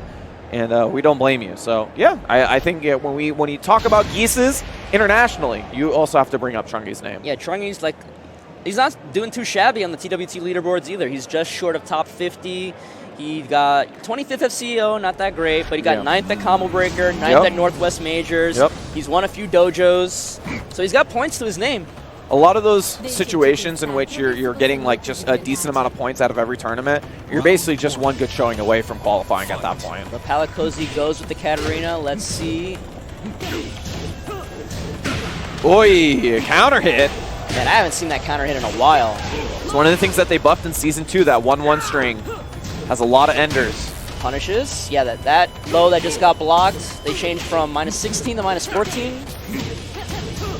It was a thing before, right? All the Katarina player, or all the when you played against Katarina, you're like block a low and then launch it. Yeah, exactly. But now that one particular low you have to adjust for. And it's so weird because I think it's thrown off so many people. Yeah. They learned the matchup in a different way, or they learned the matchup in a way and it changed a little bit and people had not adjusted. Yeah, unless you're one of a handful of characters like Jin, Raven, Kazuya, stuff like that have like a 13, 14 frame while standing launcher. Yeah. You really have to think about what you're punishing with when you block that specific low. Picked it up. Yep, gets the pick up. Palikozy gonna try to push to the wall, just a little bit short. Oh, second hit. That's so cheap. Nice block. Oh, he tried to get the wall splat there with the counter punish. Hit, sidestep 3. Not quite dead yet. Flips with the low. Round 3. 2 up for Trungy. Oh, counter hit, 4-4-4. Some things never change. Yep. Oh, nice block. I think he's simplifying his low punish right now because he missed that one, so he's like, I'm just going to do the 13 frame punish every Yeah, this will single work time. on everything. Yeah. Oh, didn't commit to the second hit. Pressuring with the Jakin, but counter hit down 2. This is just going to be just short of death. Very close. He's got that 2 bars too. And trades. He's going to hold on to that 2 bars, almost 3, puts Chungy in a fantastic position. Yeah, but Palikozy gets around. 3-bar Geese is true terror, though. Yeah. You spend 1 bar on the back 3-2, and you still got 2 to blow them up with a Raging Storm on the wall. And you might not even need the back 3-2 here. Just a little bit short. You got a little greedy with that wall carry. Yeah, misjudged it just slightly. Oh, but now you might cash out. Oh, no, we're going to go with Raigo Rapukin? Oh, no. He's being really... I don't even need to spend this bar. What's bar? Dude, he going to the Bronson School of Geese. Don't spend any of your meter. I've never played a 2D game in my life. What's meter? What's that thing down there? It keeps going up. Yeah. I don't know what's happening. But strong showing from Trungy in that first game.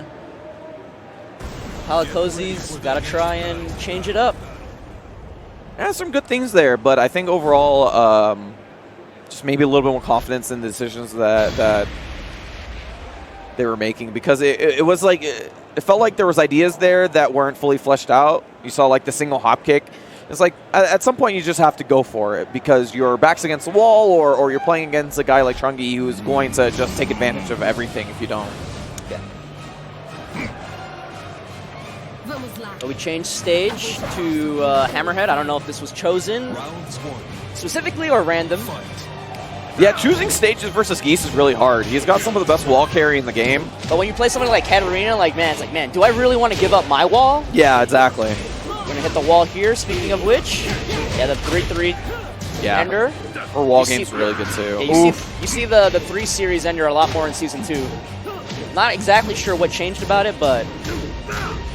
I believe the damage increased, if I recall correctly, but either way, it gives her good Oki now, so... I'll take your word for it. Yeah. Cashes out with Moha. Nice play. She was woo. Palacozi just was there. Like, I feel like a low's coming. I'm gonna block before this move even comes out. The confidence to commit to your low block after it didn't happen immediately is a hard thing to do. Oh, counter hit. Wall's right there. Oh.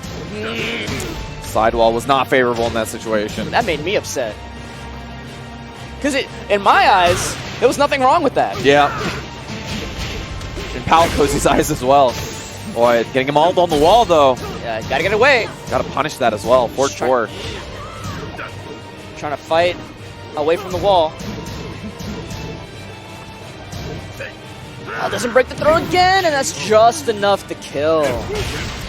There are a little bit of those here and there. Trungy has the meter now. Oh! Big snake edge. That's what I like to see on the Evo stage. Yo, put him on notice. Just leave it all hanging out.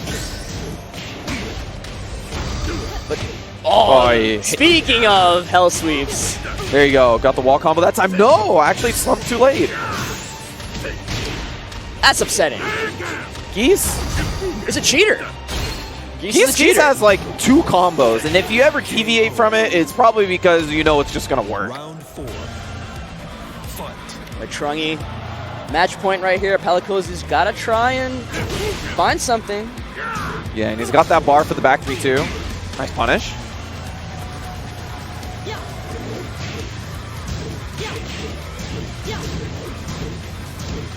Lots of. You know, lots of individual good moments out of this Katarina, but, you know, really hard to string them together into multiple rounds. And it just works that time. It didn't work last time. If you asked me what was the difference between those situations, I could not tell you. It's going to be close. Almost. Just short. Palacozi backing off. Oh! I was just about to call out the forward 1+2. Does he spend it? He's going to spend it. But it's going to be one more mix-up. Oh, yeah, so not quite. close. Yeah, not quite dead. Oh, and uses the string. That's the second part of that low, right? It's such a good low to end around because he doesn't crouch. Yeah, I don't know if you noticed it, but he used that exact same low to end the first game. Yes, he did. He did. He down inputted 4-3. This. Yeah. Well, was it down forward 3-4? Yes. He did the exact same string. He let the mid rock the first time around too, but Palacozi died to the low before the mid could come out. And this time, the low was blocked and got clipped by the mid anyway because it tried to punish too fast. It's a really annoying low mid string to deal with because you're also worried about the feints afterwards as well. So it's kind of rough. The Trungy moves on. Yeah.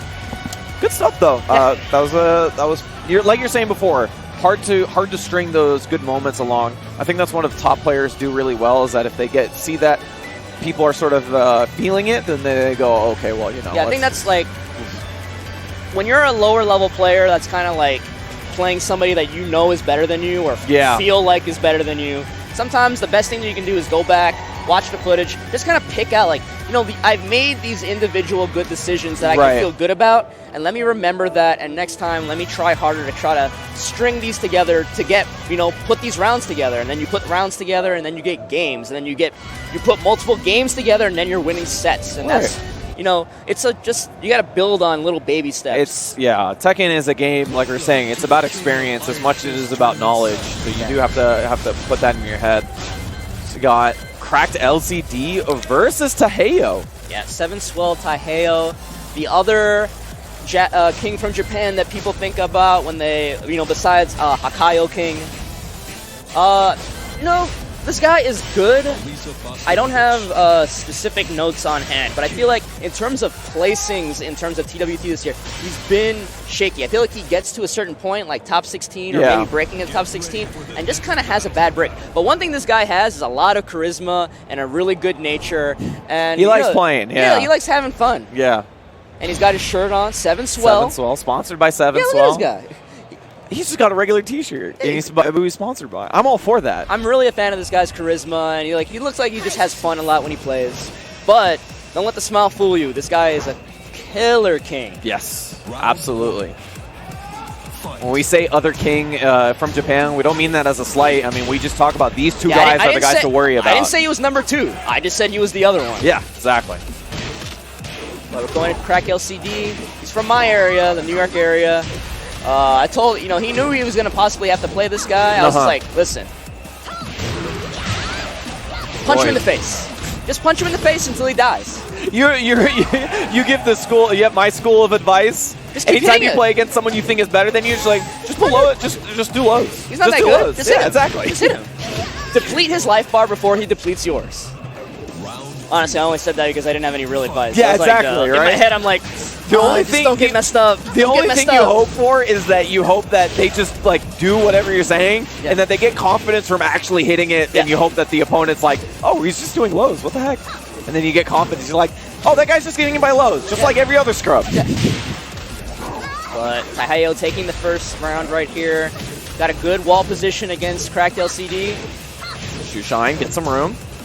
At least a pretty good character for fighting him, but not when you whiff down 3 point blank on somebody. Oh, gets thrown out of rage drive. Oh, that's a heartbreaker. Oh, you use that rage drive in that situation to get off the wall, get some room, and then you just get thrown out of it. Oh, terrible feeling. 4-1. Yeah, counter shove.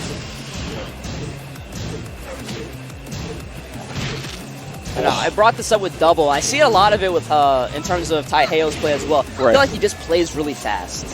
Yeah, it's the Japanese aggression that we've known. Like, sorry, when you talk about the differences between Japan and Korea. Yeah. Right? Korea's a lot more reserved. Japan's a lot more aggressive. Yeah, I think, like you said, in terms of Japanese Tekken is a lot more aggressive and more focused on kind of forcing these 50-50 mix-ups. You know, not as like YOLO as, you know, when I say 50-50, I meant like just kind of constantly putting you in these mix-up, kind of smothering you. Yes. Like. We see it from, the most notably you see it from Nobi, right? Plays at a very fast pace, wants to constantly make you think about his decisions. Punish there, back 1-2. Down 4-2. Yeah, tried the whiff punish, but King was crouching, and that down 4-2 does not launch crouchers, unfortunately. Doesn't break the giant swing. At least can you tech it? Oh, no, you don't even get a chance to tech it. And run up down forward 1 takes off that last sliver of life off Cracked LCD. Oh, now, well. I love watching this guy. He's great. He's just so charismatic. Yeah. Something about King players, I don't know what happens, but like King players, they see that character and they're like, yeah, I'm just as charismatic as this King. I'm gonna play King too. It has to do something with being a wrestling fan. I don't know what it is, but it definitely comes that way. You just want to, you do something cool with King, and you want to pop for yourself. Yeah, it's right. Like, damn, I'm good. And the thing is that it's so many things, right? It's hitting a nice combo. It's doing a counter hit move that has a specific animation it's like afterwards. Giant swinging somebody into the wall, or rolling death cradle somebody. You just feel yourself. It's like a king thing, because all of them feel that way. But it's such a good idea to have, right? You need to find a way, that thing that you can hit in tournament that you go, man, I'm nice. Yeah. I'm pretty nice. And that way it just gives you the confidence to play. Cracked LCD has swap stages to Infinite Azure 2. I feel like the play for like, you know how like King and Armor King, they want to go to Forgotten Realm. Right. I feel like the play for a lot of Elisa players, they want to go to Infinite Stage. Yeah, I mean, Elisa has some of the best movement in the game, right? And what better way to use it than go on Infinite Stage? Yeah, that 1-1 got ducked and hop kick though. Not a good look for Cracked LCD right now. It's a lot of life to try to whittle down with a normally like a poke heavy character like Elisa. I like to call Elisa like a fundamental based character with like a little BS on top. Like she can go ham if she needs to, but for the most part you stick to the fundamentals, the pokes that are so good about her. And the movement. The movement is really where I think she excels as a character. Yeah. Yeah, when she was introduced in Tekken 6, her big selling point was like, she basically, I think, if I remember correctly, she had the second best backdash in a game. Yes. Where it was really hard to move in general. And that's a big up, and you think about that in the balancing. Oh, come on. That's the second time. Let the man have his rage drive. It's a rage drive. It's supposed to be a free something you get once a round. Come on, man. Breaks the throw. All right, he hasn't fallen for that at least. Oh, but he fell for that. Big counter hit. We're going to get the running power bomb. So good. Oki on top. Get Oki on infinite stages still because you got King. Oh, okay. Interesting. I think he maybe missed the forward too. Oh, ducks under the 1-2, instant hop kick. Going for the nice combo. Not quite dead yet. One mix-up. Alley kick? Oh, no. Jaguar step forward. There you and go. You know, good stuff. Good try from Cracked LCD. Yep. But Taiheo, very... feeling that Jaguar hook. Yeah. That's the move he likes, maybe. It's so good. We saw that up back one from DukeofWutang. We saw the Jaguar hook out of Taiheo. Usually, when you get characters like that where you can really express yourself because the move list is so good across the entire move list, right? It's always a really good feeling. You see the personality in every player. Is, you know, some Geese players like to do, you know, just down forward one. Every other Geese player is like also you down know, forward like one, some, right? You know, some Geese players like to do down forward one, jab, none of the cool stuff. Some people like to do Jake, and some gym players like to do forward 4. Other gym players like to do forward 4. Yeah. Yeah. I love when you can express yourself with a character. I brought up a terrible example. I was like, Geese, the most expansive move list. No. Geese, you're right. Geese, you're right. I just wanted to make fun of Jin for a bit. But moving on, we're going to have a winners qualifiers at a pools match. We're going to have Keys from the US, and we're going to see this guy again on stage, Yslash's ArslenAsh. And he originally started playing with the Geese. Maybe he switches to the Kazumi. Yeah. I mean, he looks interchangeable on those characters, really. Very few players look like that at this point in the Tekken World Tour. I feel like there's players who are like, yeah, they have multiple characters, but they feel weaker on others.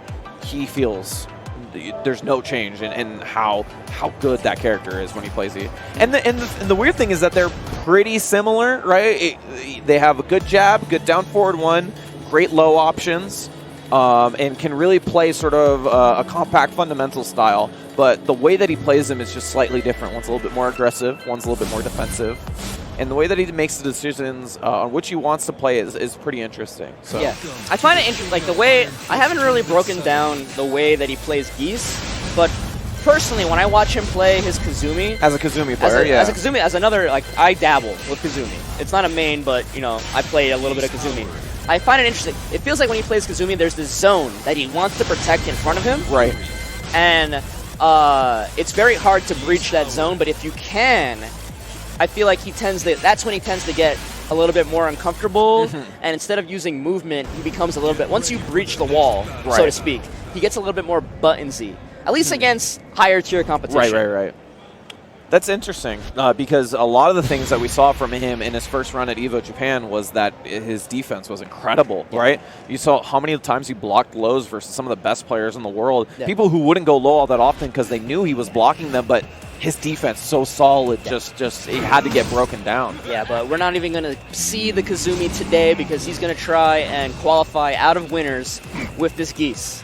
Yes, this is a qualifiers match to get into the quarterfinals, which will be happening tomorrow. Yeah. Keys versus Yslash, ArslenAsh.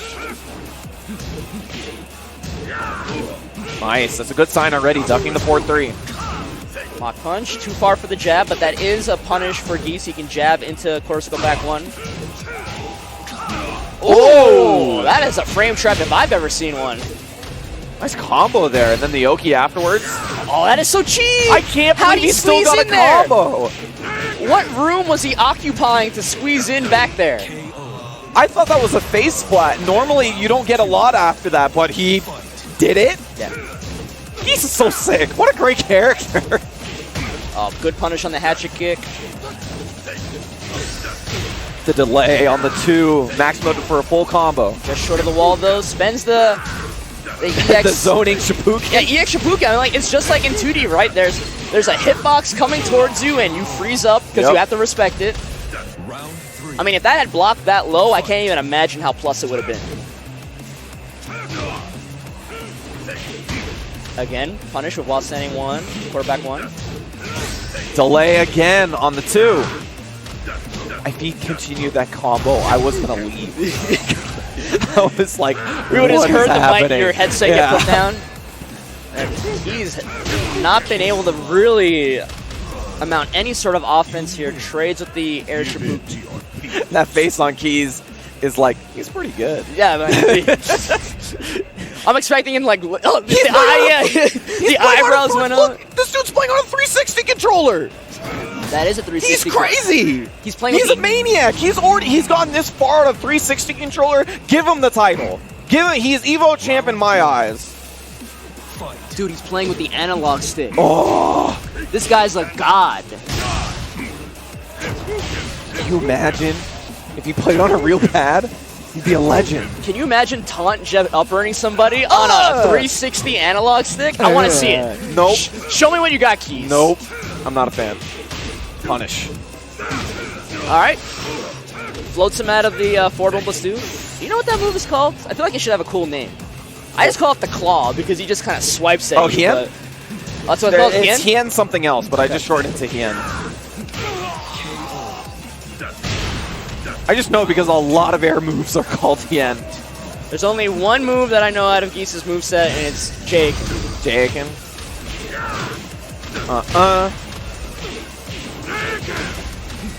Oh no, he goes for the down forward one variation. He does a different wall combo sometimes, and it blows me away. I don't know why he does it. Challenges with the duck jab. Nice combo.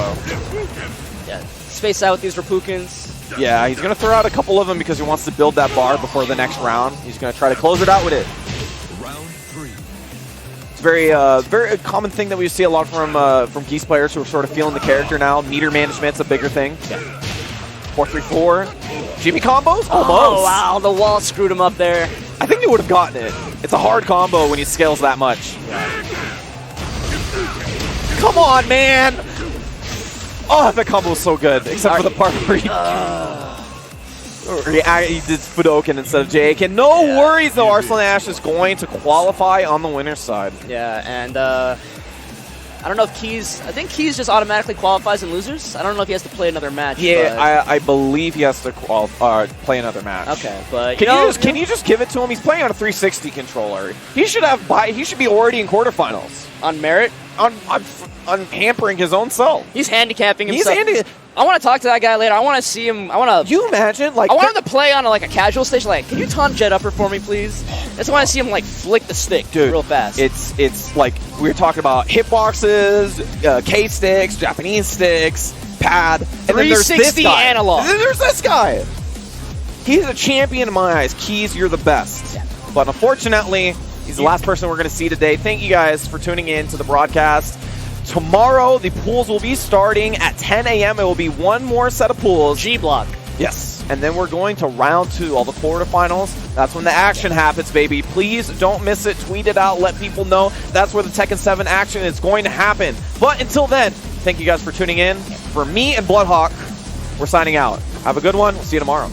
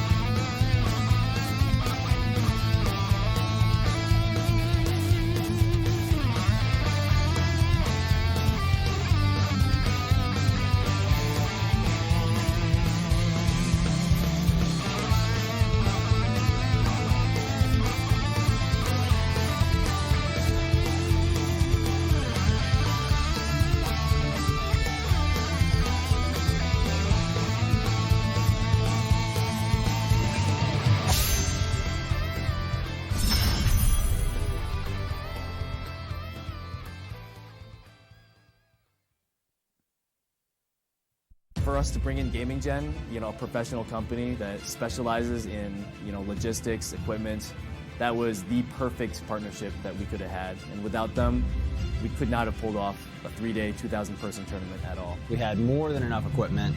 We had people on site not only to bring it in, set it up, but also to take care of it the entire weekend, make sure everything was updated and running perfectly, and then take it out at the end of the weekend. The Gaming Generations team is always there with ideas to make our events better.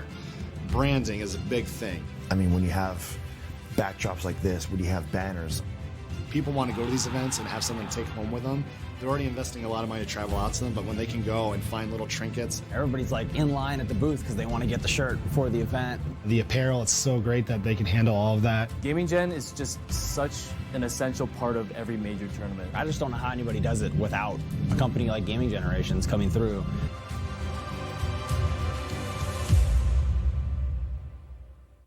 Confessions of a Cup Noodles Lover. If I get really impatient before my noodles are ready, I'll flip them over and start eating the soft ones on the bottom. Then close it back up again. The one, the only, the original Nissin Cup Noodles. I'm just warming up.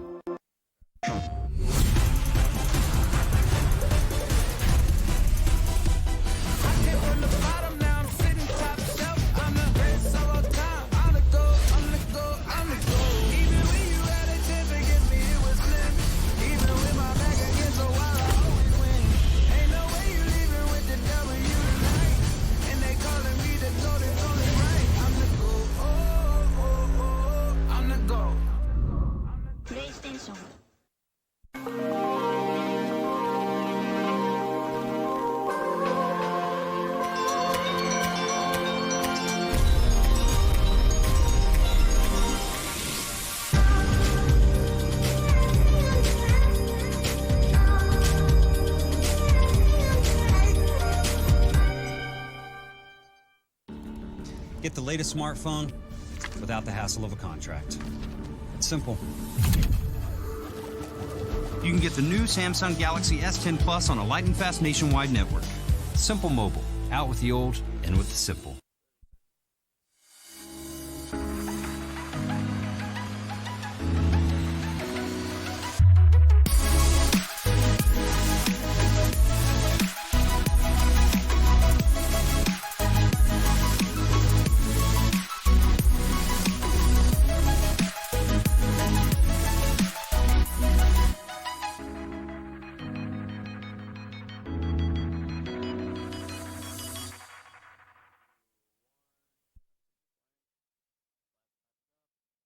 You're pretty much done, though. Especially when you only have 2 out of 3. It's what you bring to the table, which is why Majin's victory earlier is so incredible. It's very clear, though, when we saw that earlier, he changed it up. He changed it up. I don't like that song. Put this song on. All right, here we go into the Mishima Dojo. And right now, LowHigh up 1-0. Kodee, oh my God, he had the right read there. Yeah, right read, but, Harada is in the building. Yep. Let's not forget Harada's finger. It's always present. It's always watching. All right, right now, using the Demon Paw this time. And again, now he's going for the first hit of the laser scraper there. Very good move. It's his best homing move to deal with lateral movement. Yeah, and of course, it's a good check. He also has the second hit to keep him, keep him honest. A lot like a Rekka Can combo. 3 hits, all delayable, all mid. Okay, now and then LowHigh trying to restrict movement of his own there. Went for his own tracking move, but of course being high. Interesting tool set that we have to observe from both of these characters. Wow, LowHigh is really making Chudan's work, and he got that punish there. This might be Wall enough. Carry, last hit. Oh, yes. If you time that 3rd hit and it hits low on the ground, the scaling goes way up.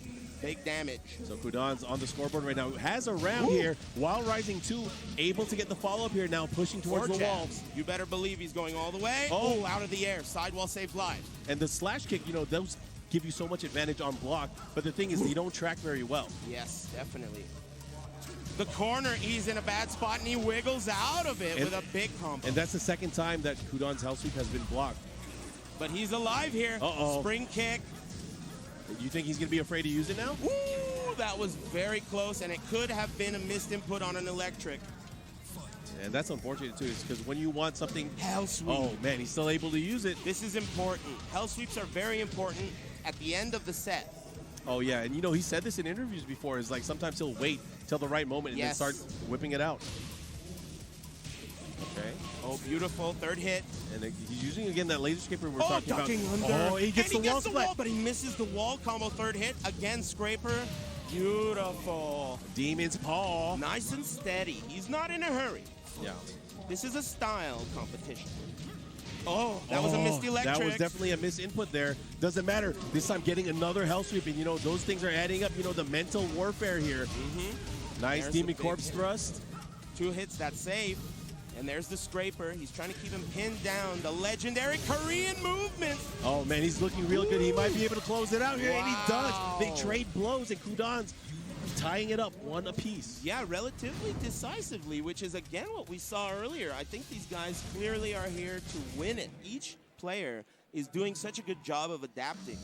I like it, though. Both these players, after getting blown out that first match, able to harness their chi or their quan, whatever you want to call it. Whatever you want to call it, they're harnessing something. Yeah, but And they gotta look at this. Oh man, did you see the expression on his face? Yeah. You know why that is? It's because that stage in Devil Jin Yup. is a beast on that stage, His- and Lohai knows it. He just grimaced at the idea. You know, the Hell Sweep, you know, even though it is a mental damaging kind of move, it doesn't do too much damage. But on Right. this stage, it does all the damage Yes. it needs to be. The Hell Sweep becomes an extremely damaging combo starter. You get all kinds of floor break options from your standard tools. This is going to be a doozy for Lohai.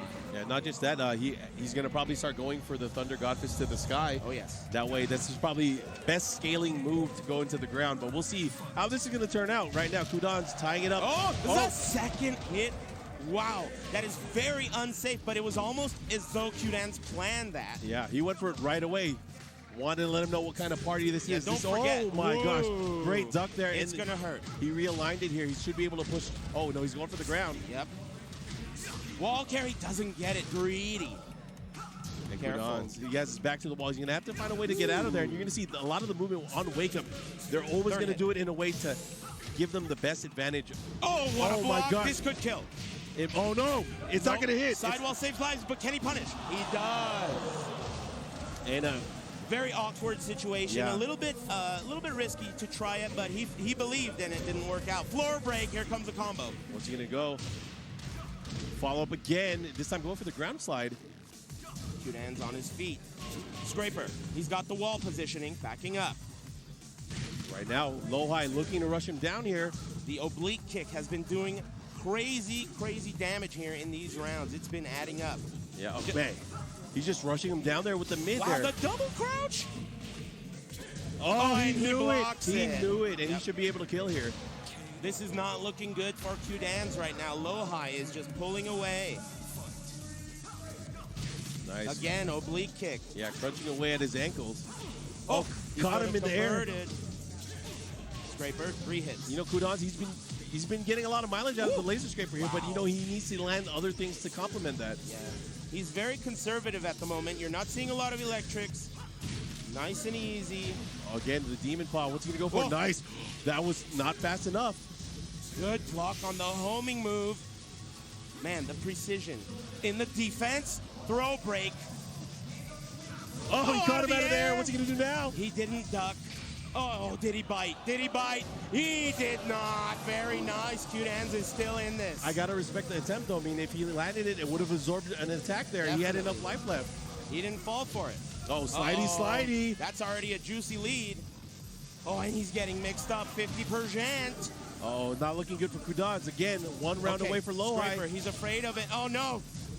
The hell sweep. Oh. This is not looking good for He's in the Kudan. red. We need a miracle. We need a miracle. This is going to hurt big time. Can I get a miracle, please? No onions. Look No at the onion damage. miracle. Okay. I can't Nice. handle this. Kept it safe. The block. Oh, my gosh. Is he going to get the wall? Punish. Final mix-up. Oh, my God. I can't believe it. And again, going to the final round. What is this? Okay, throws him out of the hell sweep, unable to break. But Kudan, you know, he's playing out of his mind here. He is nice and slow. He's starting to use the raid kick, yes. the steel pedal as well. Oh, boy. Scraper, 3 hits. Oh, man, he got the second hit counter the hit. block. He didn't punish it right. He could have gotten a tsunami. Oh, my gosh, the right read. Harada. Where is he? Oh, no. He's going to put him in the red. Yeah, this is going to be the last opportunity for our hero. It might be it. And he got him. Classic mix-ups there.